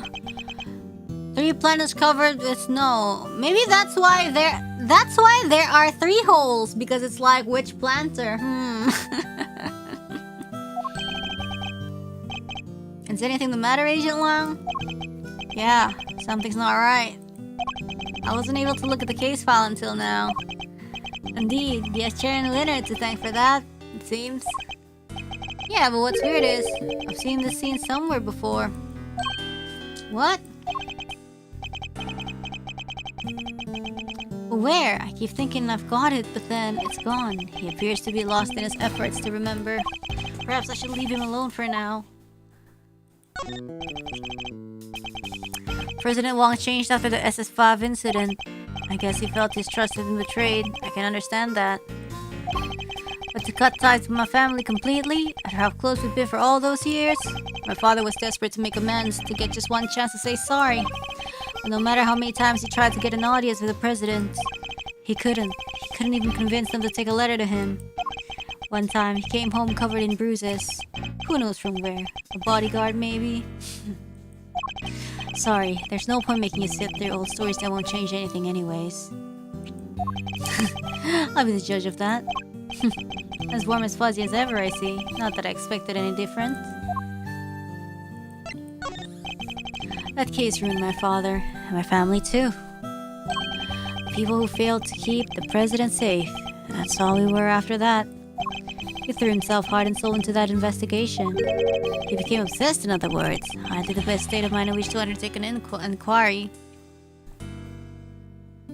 Like my mic arm thingy keeps like creaking. It's been doing that for a while.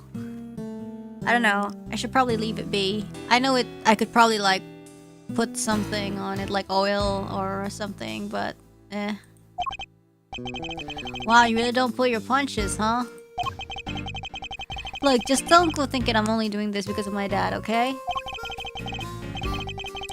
That investigation was solid, his work was meticulous, and it was accurate. It always has. No, it always was. No, not on its own. It's like when I adjust my mic, like push it and pull it. Yeah. He interviewed every single one of those kids. Like when I adjust the distance of a mic, like for example, like of course it swings, right? He interviewed every single one of those kids and he made sure they told him everything. I wonder if he learned anything of value. The kid didn't... Yeah, like, well, maybe the kid don't know anything, bro. Lights are out. Let's talk to Francisca first, okay? How dare you, Scruffy? Don't you dare tell anybody. I'll just deny it anyways. Mr. Edward, you gotta help me out here, sir. What's the matter, detective? It's about the SS5 incident. What else? I know Chairman Winter isn't in charge anymore and all, but a top secret file being available to us so quickly after its removal, something seems off. No shit, bro. So that got me to thinking. I put in a call and they told me that Miss Von Karma went to some pretty extreme lengths to get that file released. Curse you, Scruffy. I deny everything. Aww. It sounds like you went to a lot of trouble for our sake, Francisca. Don't worry, your efforts won't be for nothing. I'll solve this case, you'll see. Oh, what did I miss? Oh, we're just doing an investigation thingy. For the last case, continuation of last time, says attorney. Boy howdy, is this ever a scoop? Whole world's gone green. Must be an outbreak or something. I'm seeing green trees, green people, green clothes, everything. They must be real sick if even their clothes are green. Looks like we would have slapped bang in the middle of the right dang place at the right dang time. Sure did, Chief. I don't think we're gonna get a word in edgewise here, Mr. Edgeworth. I don't think we wanna. Okay, so okay, snowman? Hi, snowman. Oh. This looks like a snowman, but it's all mostly melted. Well, it's no wonder he's all slushy. He's wearing a hat and a scarf. He must have been all roasty toasty. Oh, and look at his cute little button eye just lying there. He probably would have frozen back up again at dawn, you know? That's when it's usually coldest. I don't think that would have helped much, Mr. Edgeworth. If a melted snowman froze again, it wouldn't turn back into a snowman. It would turn into a nice man. What? That's what I bet you wanted me to say, isn't it? Well, too bad. Welcome to the Green Dimension. A tortoise and a hare, inspired by the children's story, no doubt. The tortoise races the speedy hare and wins. Alright, time for a K-Friday pop-up quiz. Pop quiz. Why did the hare lose the race? I'll give you 3 options. I don't need 3 options, Kay. He lost because he stopped to rest and fell asleep. Number 1, the hare's favorite running shoes were stolen by the Yatagarasu, eh?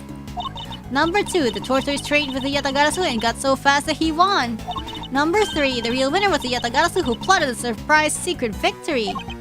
Those are my only 3 options. Too hard? Alright, I'll give you a hint. The option you're looking for starts with a third. Well, that definitely narrows it down. Oh, okay. An igloo shaped like a bear, the perfect balance of cuteness and scariness. I guess you could call it a bigloo. It's quite large. You could probably fit as many as 3 people inside it. And they could live in there for 3 whole years. What?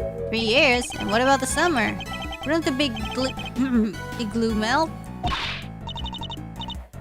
Again, say it again, Mr. Edgeworth, please, one more time. Wouldn't the igloo melt? Ugh, you're no fun. Wouldn't the big glue melt?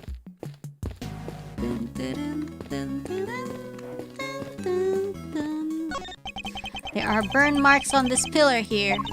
The report says there was a fire sometime on the evening of the incident. A fire? Let's see. Where was it again? Yeah, on the orphans. One of the orphans set a fire with some kerosene. What the freaky? Some sort of prank, probably. Huh? They sound like a lively bunch, possibly too lively. It seemed their antics spoiled their chances of finding any footprints near the entrance of a building. Oh. Damn.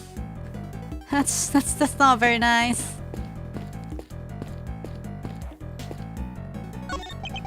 These planters. According to the case file, the yard stretched around 3 sides of the orphanage. Oh. And there were 3 planters on each side. Oh. Planters arranged in a very particular pattern. Oh. Must have seen somewhere before. Shame there aren't many flowers. But I guess it was the middle of winter. Yes, but look at that one. It's bright yellow. Weird. How come there's only one? Wait, looks like somebody dropped it. That's a lion lily, if I'm not very much mistaken. A rare member of the family Lilia say ay. A lion lily, you say? Wait, didn't Sheshkavel give President Wang some lion lilies? What is the same flower doing here? This can't be a coincidence. Can it? I believe this particular cultivar is from Asia, where it's said to symbolize the bond between parent and child. I wasn't aware you were so knowledgeable when it came to flowers, Francisca. What I just told you is common knowledge. Perhaps you just need to read a little more. Oh.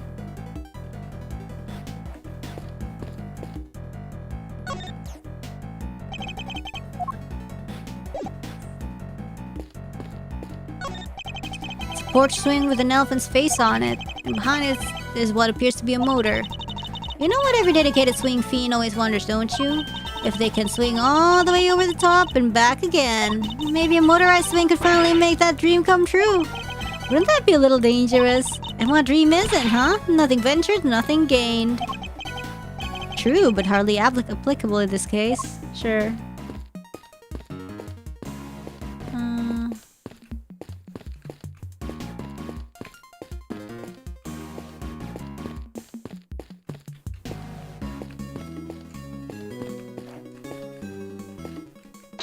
Anjing, goblok, kaget banget aku.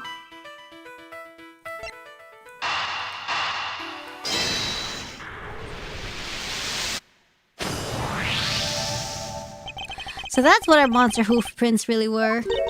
Wait, what? Recall the arrangement of the prints. Now compare it to that of the planters.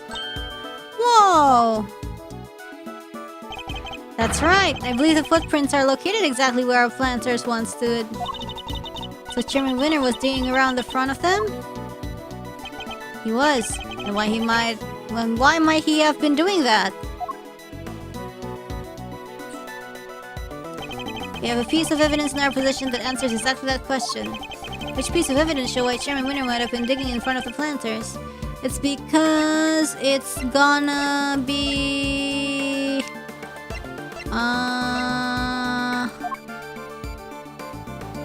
It's because...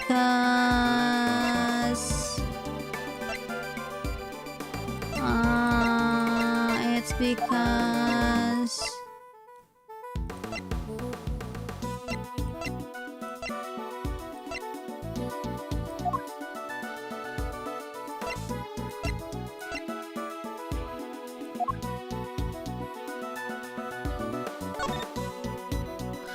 It's because he has to?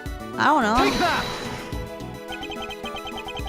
Recall, if you will, the report that Warden Lagarde sent to Chairman Winner. In it, she mentioned something that had been laid to rest in front of the planter. I think she was telling him where to dig. Wait, but why 3 holes? Because the report didn't specify which of the planters she meant. I get it, so he wasn't sure which one it was, which means he had to try and dig up all 3.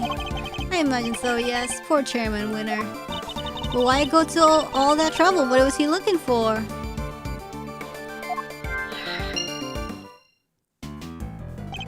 I think that's about all we can learn from the scene for now. Really? Alright, how about I try to show you how things looked earlier on that night? It would be very much appreciated. Could you take us back to the moment at which the victim witnessed the kidnapping? Oh! Sure, I'll use the photograph he took. Here goes nothing.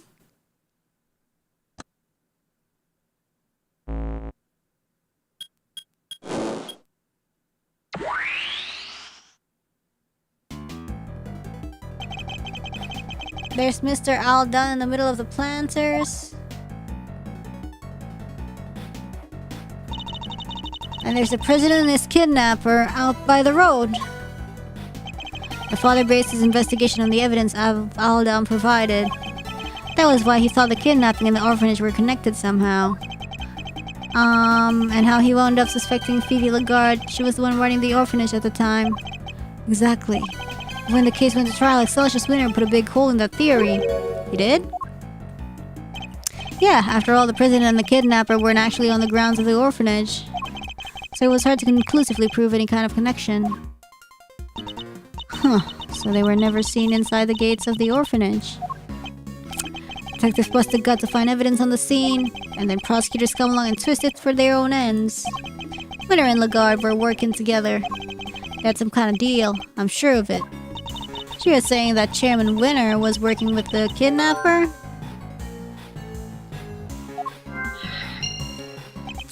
Your father was convinced that Lagarde was the culprit, correct? And you say he was a gifted and thorough investigator. But he must have had more to support his theory than just Mr. Aldan's message, surely. Yeah, he must have. I just don't know what it was. It wasn't exactly a case he liked talking about. Agent Lang's father, Da Long Lang. Trusted ally and confidant of President Wang. He could discover truths that were subsequently suppressed by Chairman Winner. Our first priority should be to find out what they were. The incident.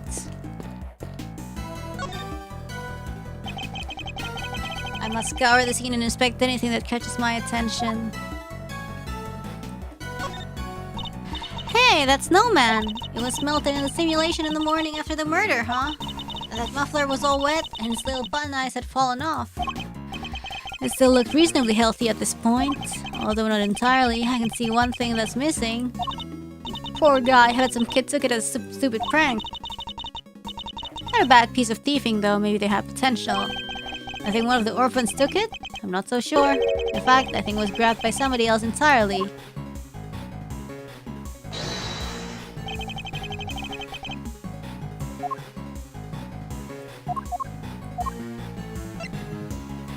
Eureka!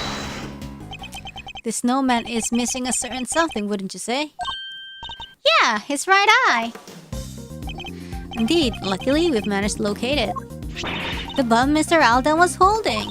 Look at that! It's the same type of button as the other eye and everything.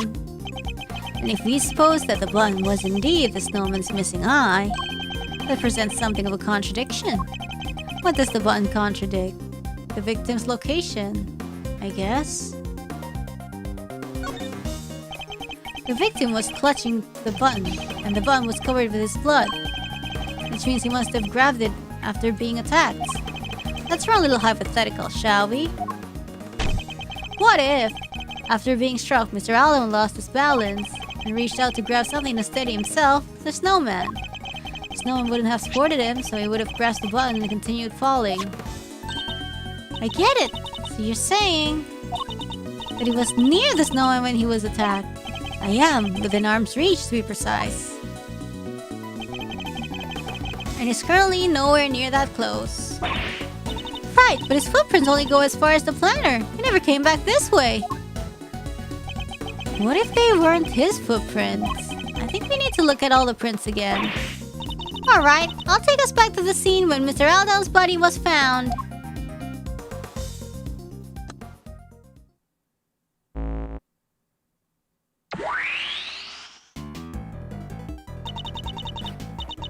But the footprints on the left definitely matched out with Mr. Alden's shoes, right? So what's the deal? Let's take another look and see if we can figure it out. Oh. Can we really be sure that these are Mr. Alden's footprints? Well, they're the same size, the 12, which is pretty big, and the prints match his shoes. He also goes straight to the middle of the planners where his body was found. But as we've established, when he was attacked, he fell and grabbed the button from the snowman. Well, being a great thief, I know a few contortionist tricks, but that would be way beyond even me. Some average Joe stretching his arms that far? Basically impossible. I think we can be reasonably certain that the prints were made by the shoes the victim was wearing. But can we be certain that they were actually the victim's shoes? Perhaps we should take another look at them. Take another look at what?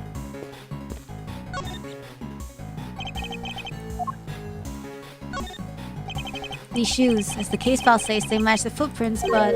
Huh, these aren't the victim's shoes. I'm sure of it. What do you mean? Look at how the laces are tied. Oh, it looks like it's tied by another person instead of yourself, like it's upside down. What's more, they don't appear to fit properly. Yeah, I don't know, it looked kind of odd.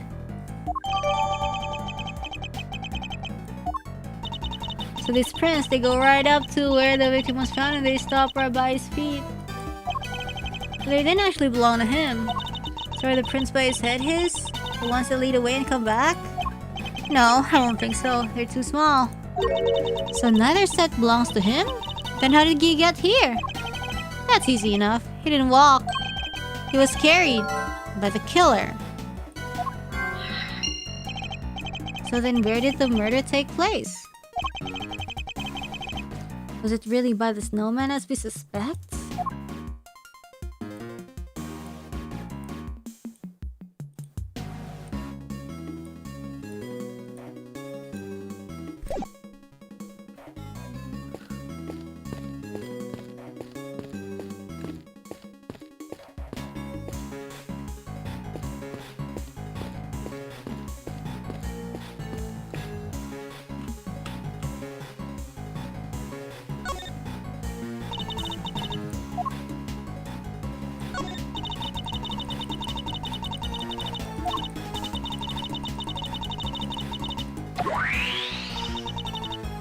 And there we have it.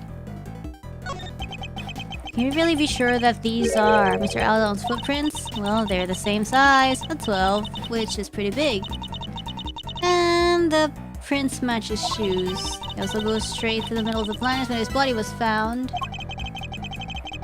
But as we've established, when he was attacked, he fell and grabbed the button from the snowman. Well, being a great thief, I know a few contortion. Oh, it's just the same.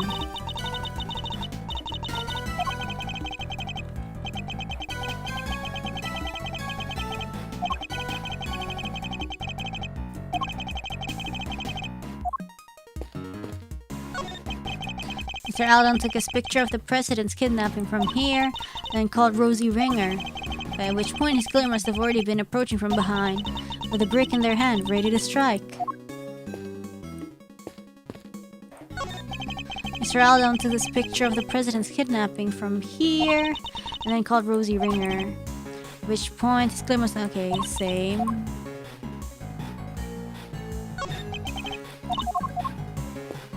Huh? Why is it not ticked?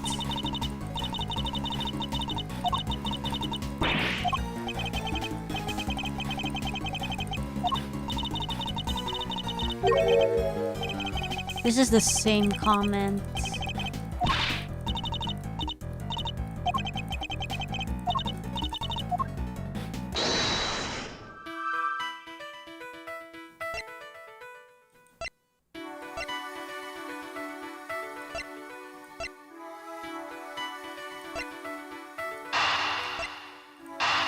Can we do this?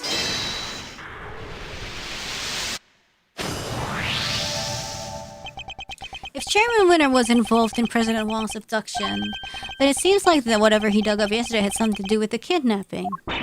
Oh, I get it. You do? You bet I do. We're talking treasure, right? Loot! He must have been digging up the ransom money. Huh? The ransom money? $100 million is an awful lot of cash. Burying it would have been a good way to keep it hidden until the height died down. It certainly seems like a possibility. Glad you agree. Oh. That $100 million? Is that what we were talking about? Oh.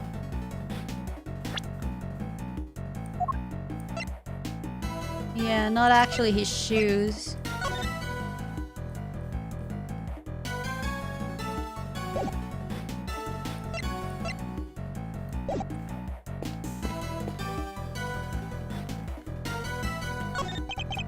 So this was how things looked right before the president was presumably led away at gunpoint. He seems super strong, but he still wasn't a match for a gun, huh? Mr. Alden captured this little scene on camera from over by the planters. If he did, then how? How could he have grabbed that button off the snowman if he was all the way over there? Precisely. I think we need to look at the situation again at a different point in time.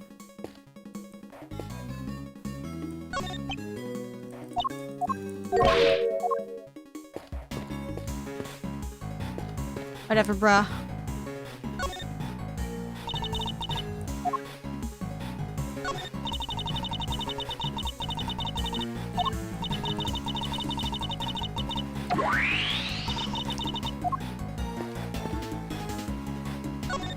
I think Mr. Alden's body was moved. How else do we explain the button clutched in his hand?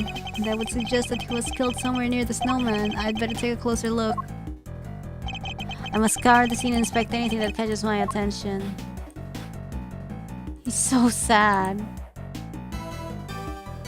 Oh, the brick! This is where the brick was from! Look, there's a brick missing here. The rest of the brickwork looks fine. Strange that just this one is missing. Poor snow and it's not looking good. Can't be helped. Snow and ice eventually melt. That's just how it is. And so do mysteries. All we have to do is wait. The snowman of the case will melt to the clear water of truth. All you have to do is wait, Kay. I have to work to solve these mysteries. Okay, well, I mean, might as well. Size 9 footprints going towards the body and away from it. The case file says they must have belonged to the murderer.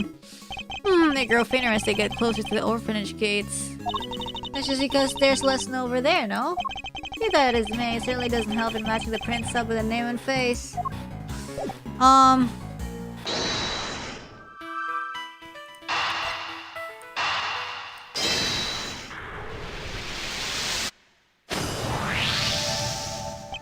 Seems quite likely that the missing brick was the one used in the murder, wouldn't you say? Oh. Oh yeah, now that you mention it, they're the exact same shape and size.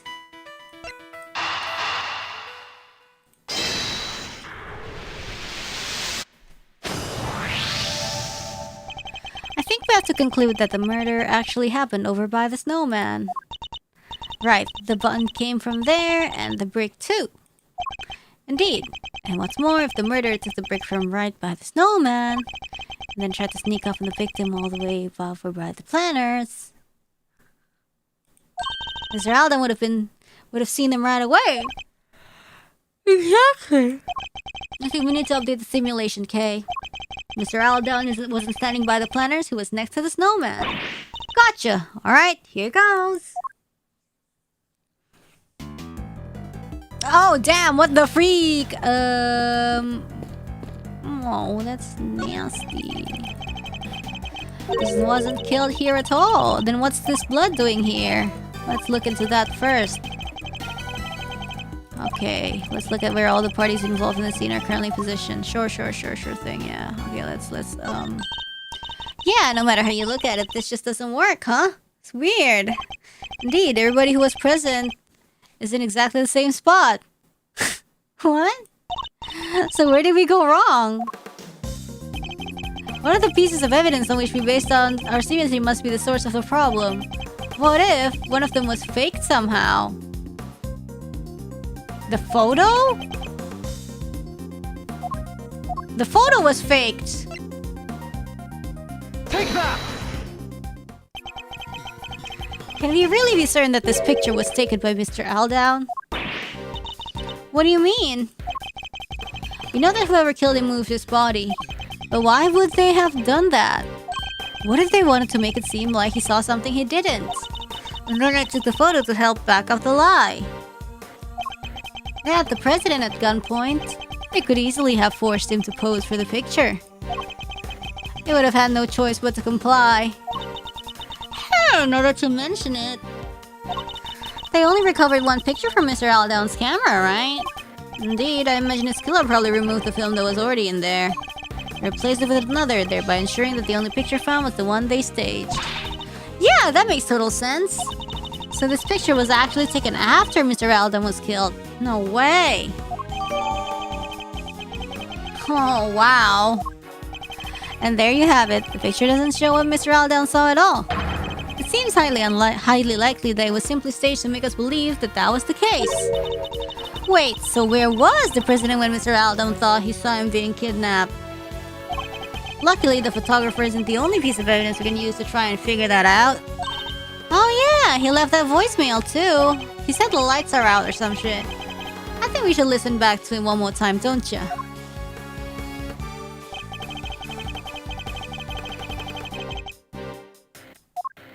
Sorry, can we play the audio, bro? What? Can we play the audio, please? What did he say? Hello? What did he say? Can we not check the... You know, he was like, let's check the audio, and now there's no prompt to play the audio. Like, can we, hello? Okay, the lights are out. So he's like, the lights are out. So he must be here. Dude, I don't give a damn, bro.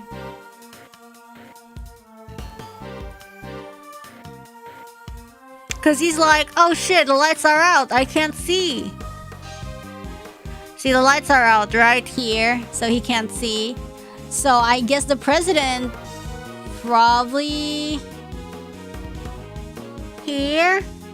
Yeah, that's so annoying. Like, he was literally saying like, we should listen back to it one more time, don't you? And it's like suddenly, oh, I thought you were gonna give us a chance to. And then I guess nah. Oh, god dang. Shoot. Well, what did it say? Well, what did the recording say? It's like, yo, Rosie, I saw the president. I think it was kidnapped. Oh, the lights are out. Bruh.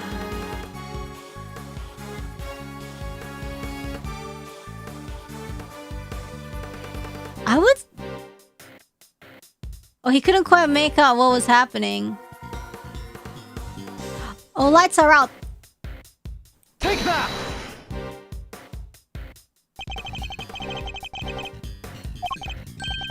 Damn it, the light's out. 2 of the lights here in the yard are broken. He must have been talking about the one, yeah. Would you update the simulation to reflect everything we've learned? Sure.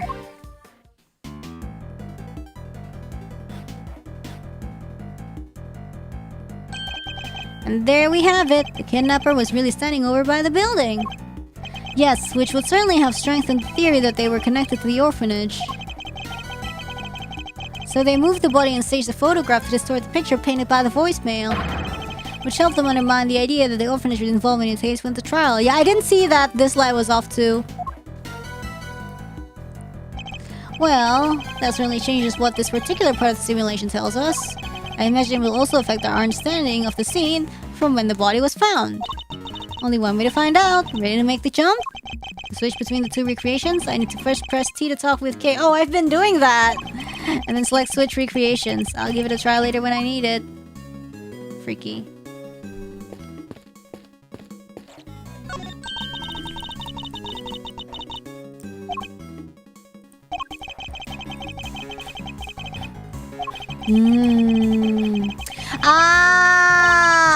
Well, that's why, like, Winner was saying there's a hole because they never entered the orphanage, but that is wrong. They were in the orphanage.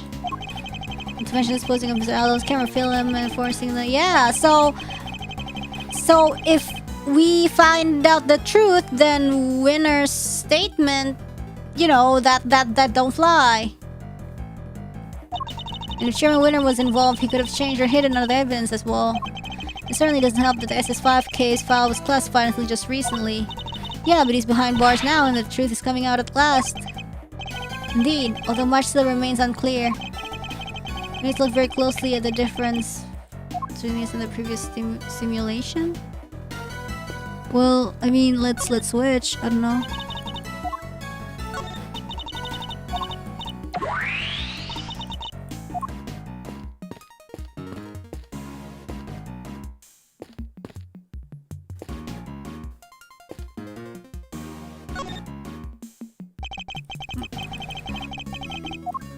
This is cut off. This blood is cut off. Blood on the snow. A lot of it. It certainly looks as if murder occurred here, doesn't it? But we just figured out that Mr. Aldan was killed over by the snowman, right? We did. I think this blood might belong to somebody else. What? But that police report said the blood was Mr. Aldan's. Did I remind you that the case were overseen by Chairman Winner? The man would have had no scruples about altering the official record over something this small. Then why go to all that trouble? Couldn't he have just cleaned up the blood instead? He wasn't able to. Think about it. He knew that they would swear the police would find Mr. Aldan's body. And he knew that the police would have certain scientific methods at their disposal to look for clues. Oh, you mean luminol? Yeah, they would have found traces of blood if they'd used that for sure. Exactly. They wouldn't have been able to clean it up to the point where it was undetectable. Far easier to falsify the results of any such tests when they came back in. It would simply have been a matter of replacing the official results with a doctored copy. Yeesh, so I've been looking at a forgery this whole time? That sucks. Why, but it says Mr. Aldan's clothes were covered with blood too. It does, and if they were, which seems entirely believable, it suggests that whoever's blood this is, it wasn't yet dry when Mr. Aldan's body was placed here. I get it, which means that the other person's blood was spilled not long before Mr. Aldan was killed. I think it does, yes. But if that's the case, doesn't that present something of a contradiction?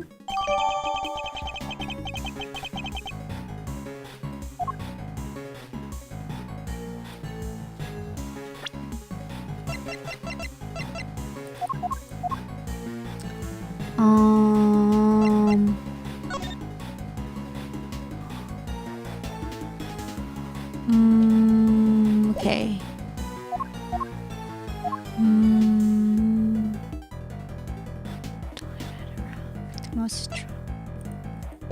Oh, oops. I wanted to read the case file.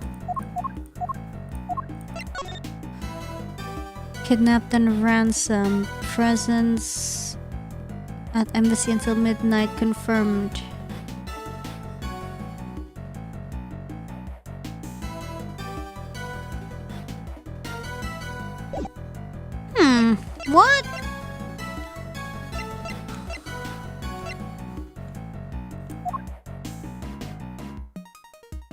Blood?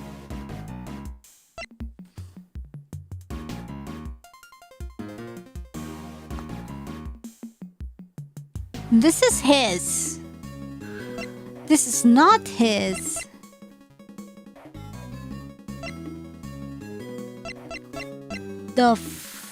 Huh? Wait, sorry. What are they? Okay, whatever. I'm just gonna... Oh, sorry. Somebody dropped the yellow flower here. It's a lion lily, right? They're originally from Asia, if I recall correctly. So it's the list, the pond being painted or tiled. What's the blood between parent and child? K. Oh.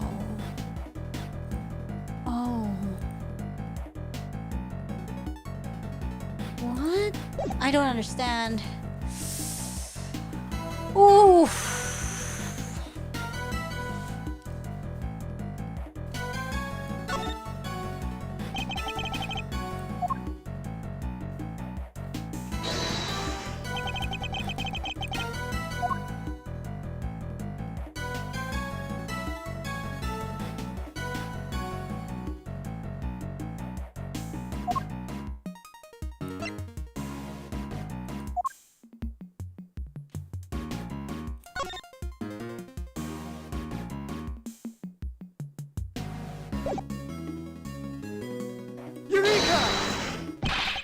Ah, frick, I don't know.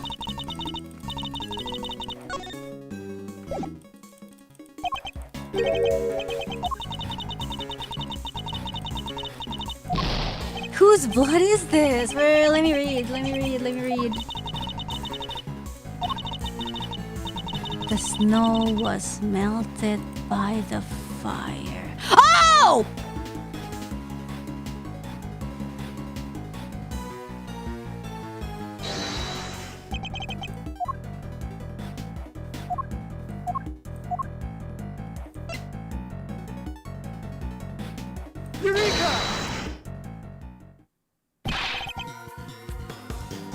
There's a clear contradiction here.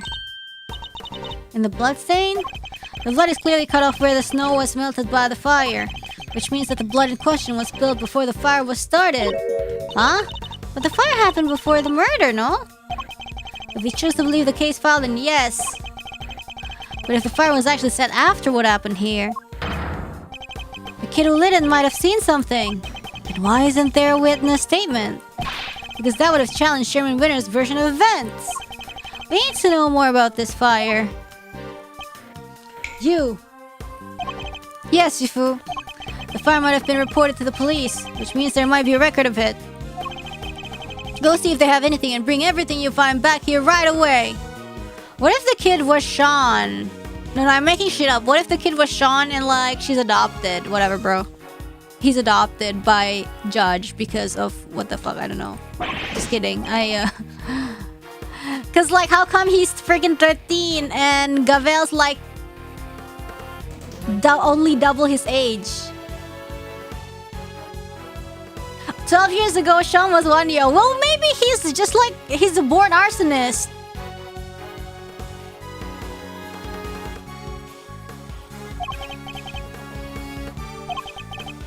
What's that, Shifu? Contact my family back in Zhengfa. Tell them to search my father's office. There should be something there related to the case. There should? What kind of something exactly? I told you I'd seen the scene somewhere before, didn't I? Well, I've remembered where. It was in my father's office. He had a picture of it, or at least of something very much like it. What? It looked like it was drawn by a child. Possibly a child from the orphanage. Possibly even the child who set the fire. It should still be there somewhere. Tell him to send it right away. Yes, Shifu. Verity was 13 back then. Oh my god, I don't even know. Maybe they just let anyone adopt.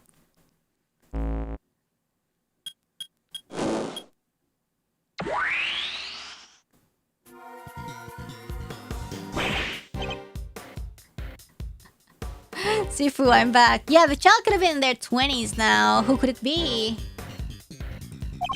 I brought everything the police had on the fire. And I also brought the picture from your father's office. About time. What kept you, huh? Well, hand it over. Let's take a look at this mysterious picture, shall we? Who the fuck is that, bro? This is the president? Some bald guy? The freaky... Oh yeah, Canis, the dog man! But... Canis can kill... Yeah, I don't know, man. And he had this favorite... And he had his favorite thing. And he had a bouquet of flying lilies. Could this be a depiction of something that happened on the night of the inking? Sure looks like a kid drew it, huh? Yes, and I'm willing to bet it's the work of a child who set the fire.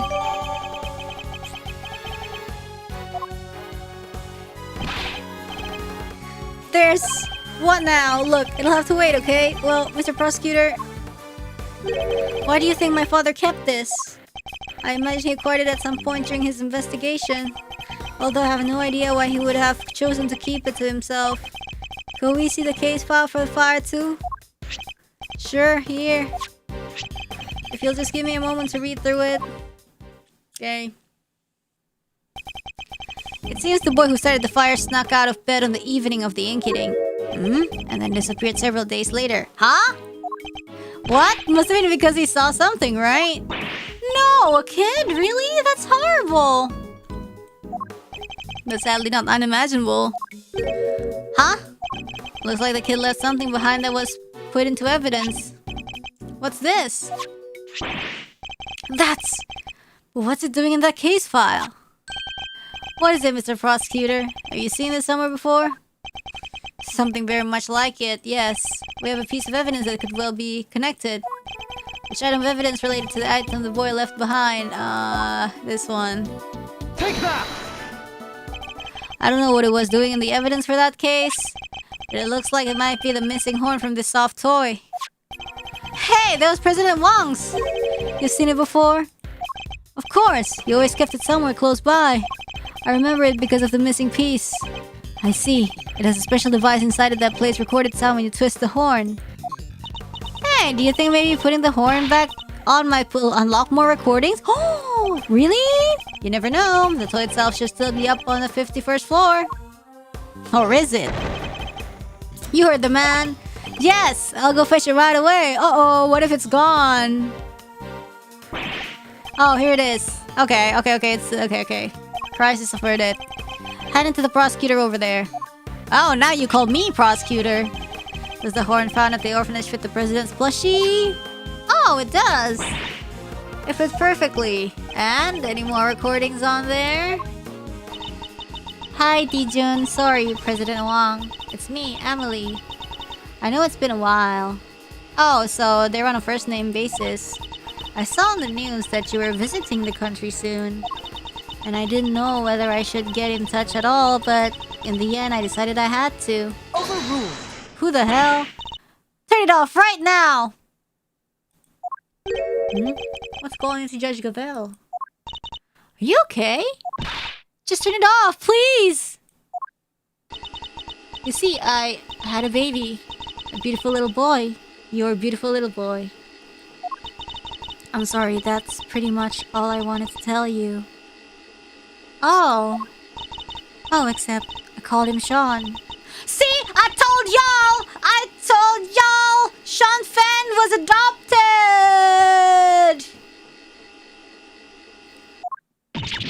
No! Shaun Fen? The kid? And also that I'll be at the orphanage on the evening of the 9th. I'll be waiting in the front yard.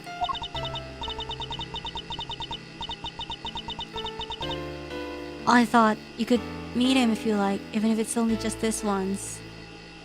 She said she had a baby. No, but this is not Gavel talking. This is whoever Emily is. Like she's saying no, because that's how Shaun's gonna find out he's adopted. Well, you know, he's 13 and he probably can do math, but like... I know you're a very busy man, but anyway, that's where we'll be. Goodbye. Okay, so that kind of solves the thing where, like, why would the president visit the orphanage, right? For no reason. He wants to see his kid.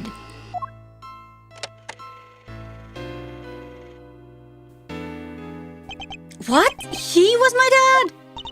I'm so sorry, Shaun. Care to explain what the heck is going on, Gavel? Oh my god, he's so dense. Shaun isn't my biological son. I adopted him. And he was aware of this? Yes, of course. His mother, Amelie Fenn. Amelie Fenn? What? Amelie Fenn. She died 5 years ago. We were cousins, but we were also friends, the best of friends. People often mistook us for sisters. And so when she died, it seemed only natural that Shaun should come and live with me. Of course. We have what? Alpha down? And Amelie Fenn? Of course, we had to keep his father's identity secret, and I decided that the best way to do that would be for him never to know in the first place. Oh, so he knows he's adopted, but he never knew that who his father was. And probably like she's like, oh my god, it doesn't matter. That's quite a lot to learn from a recording made on a seemingly innocent toy. I guess Shaun's mother must have recorded the message and then sent the plushie to the president. Hey. Yes, Shaun? You're sure he was really my dad? Yes, I'm sure. Before you were born, your mother worked for a time as a diplomat in Zhengfa. And the president just have to stick everything in everywhere, I guess. Makes sense. That line of work might well have brought her into contact with the president. What? You told me she worked at the orphanage. She did, but only after she returned, after she quit the diplomatic service. Well, technically she didn't lie. She always loved helping others. The orphanage was perfect for her. Not so fast! Sorry, Judge Gavel, but I have to ask. Amelie, the lady who asked the president to come. Why didn't she show up herself? Why isn't she anywhere in the files related to the SS5 incident? Shit, I don't know. She never made it to the rendezvous that night. Someone was tailing her. I'll bet that was Chairman Winner's doing. Though sadly we can't prove it. And because she couldn't make it, she never saw the president again. Oh, that's so sad! Then she died 5 years ago. This can't be easy for Shaun. Hey, Shaun, are you thirsty? We could go get a soda. My treat, okay? My shout! Come on, I think I saw a vending machine over. I think I can't buy myself a soda. This is important, and it's about me. I'm staying. Oh, that didn't work at all. Me when my me's in the island being like... Shaun, perhaps now you can guess why I met with the president 2 nights ago. So that's it. That was the big secret. I wanted to tell him face to face that Amelie was gone. But also that you were alive and well. More than well. But I... It makes sense now. No wonder Judge Gavel was so keen to avoid sharing the details of their meeting. Yeah, she would have had to share the truth about Shaun too. That was why I took the lion lilies with me. So there would be no doubt that I knew Amelie, and that I knew her well. These flowers bore a special significance for the two of them, you see. President Wang gave Amelie a bouquet of lion lilies in the early days of their romance. But now he, too, is dead. If only he had lived. Aww, damn, that's sad. Shaun might finally have been able to get to know him. Dude, that is so sad, actually.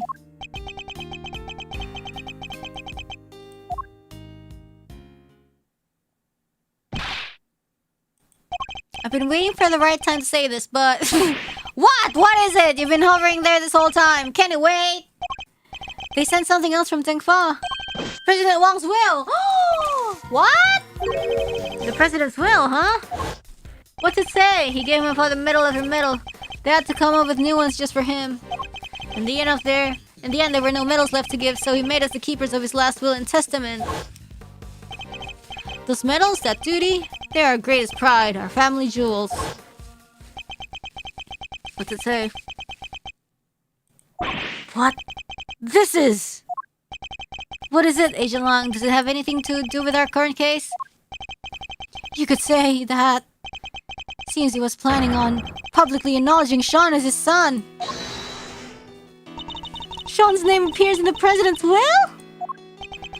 And we're certain that the document is authentic? That President Wang wrote it himself?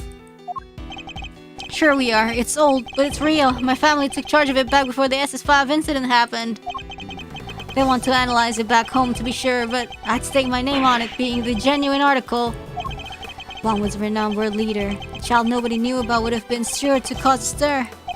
And yet he chose to mention the child in his will nonetheless.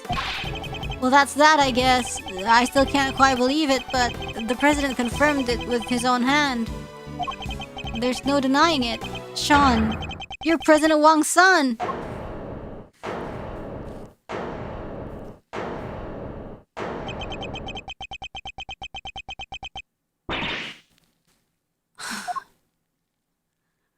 Oh, he ran. Shaun!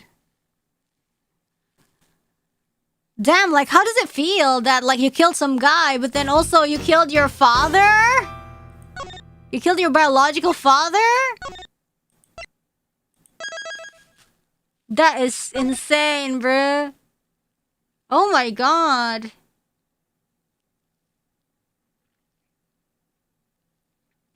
Oh, this is the perfect point to start if you want a long stream for the finale? Sure. Okay. We can stop here. Oh, it went from traumatizing to deeply traumatizing. Like, you thought it couldn't get any more traumatizing. But anyways, wow. Very good. Yeah, dang. Like, he's only 13, bro. Like, chat is currently unavailable. I can't even, like, take chat out. What the freaky? Okay. There's at least one stream left until the end, possibly two depending on how fast we go. Well, I guess if we start early next time, then we could, yeah. He didn't even know his father, and it's like, oh, I killed some guy, oh shoot, and then, oh shit, I killed the president, and then like, oh shit, I killed my biological father. Oh. Yeah, it's like two cases in one, like the previous game, but way more interesting. I agree, this is really interesting. Like, it's very convoluted, but I feel like it's the pacing is really good and it's been like really engaging.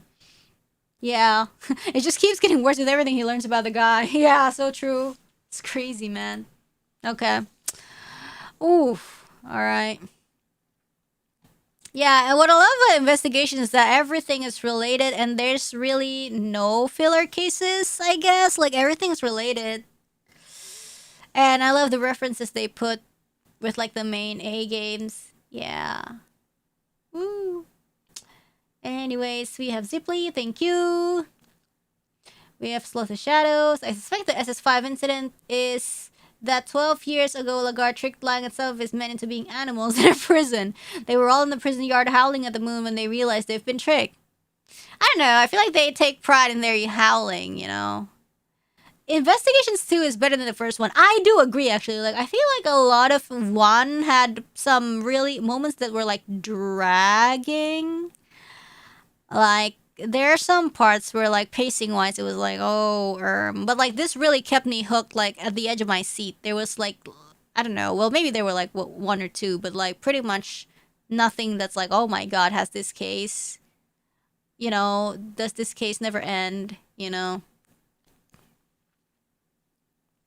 And it's like, I think the they balanced the mind chess and like the rebuttal mode better. I just like, I don't know, I just feel like, yeah. I see.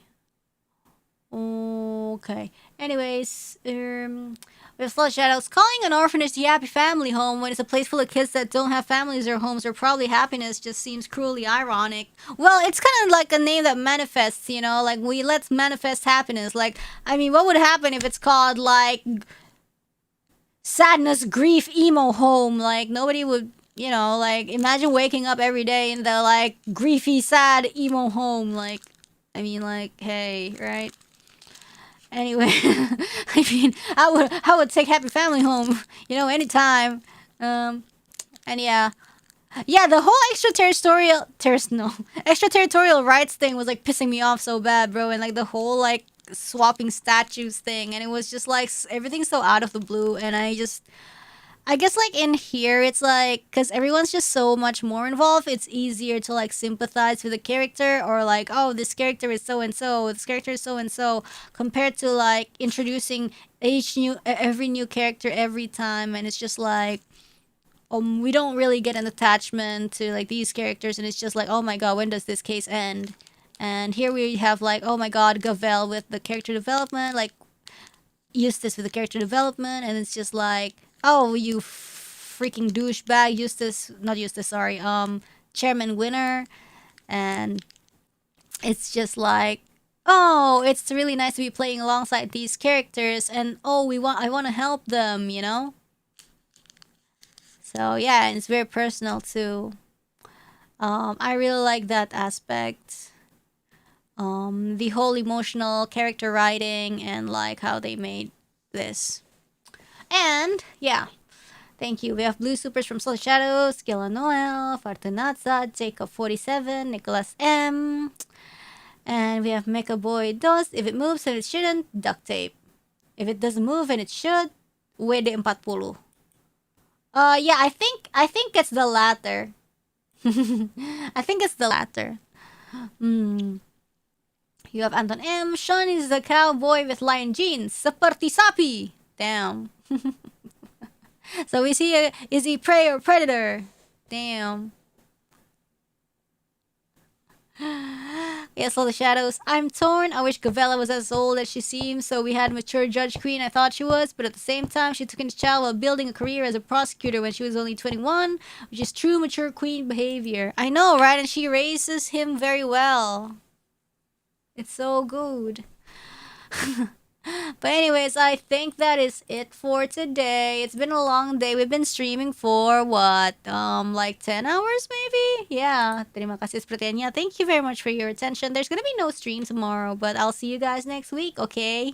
Salam rackets, everybody. I hope you guys have a good night or a good day. If you guys missed the Tomodachi Life, you can slowly catch up. or with this one too. Salam rackets, everybody, and bye-bye.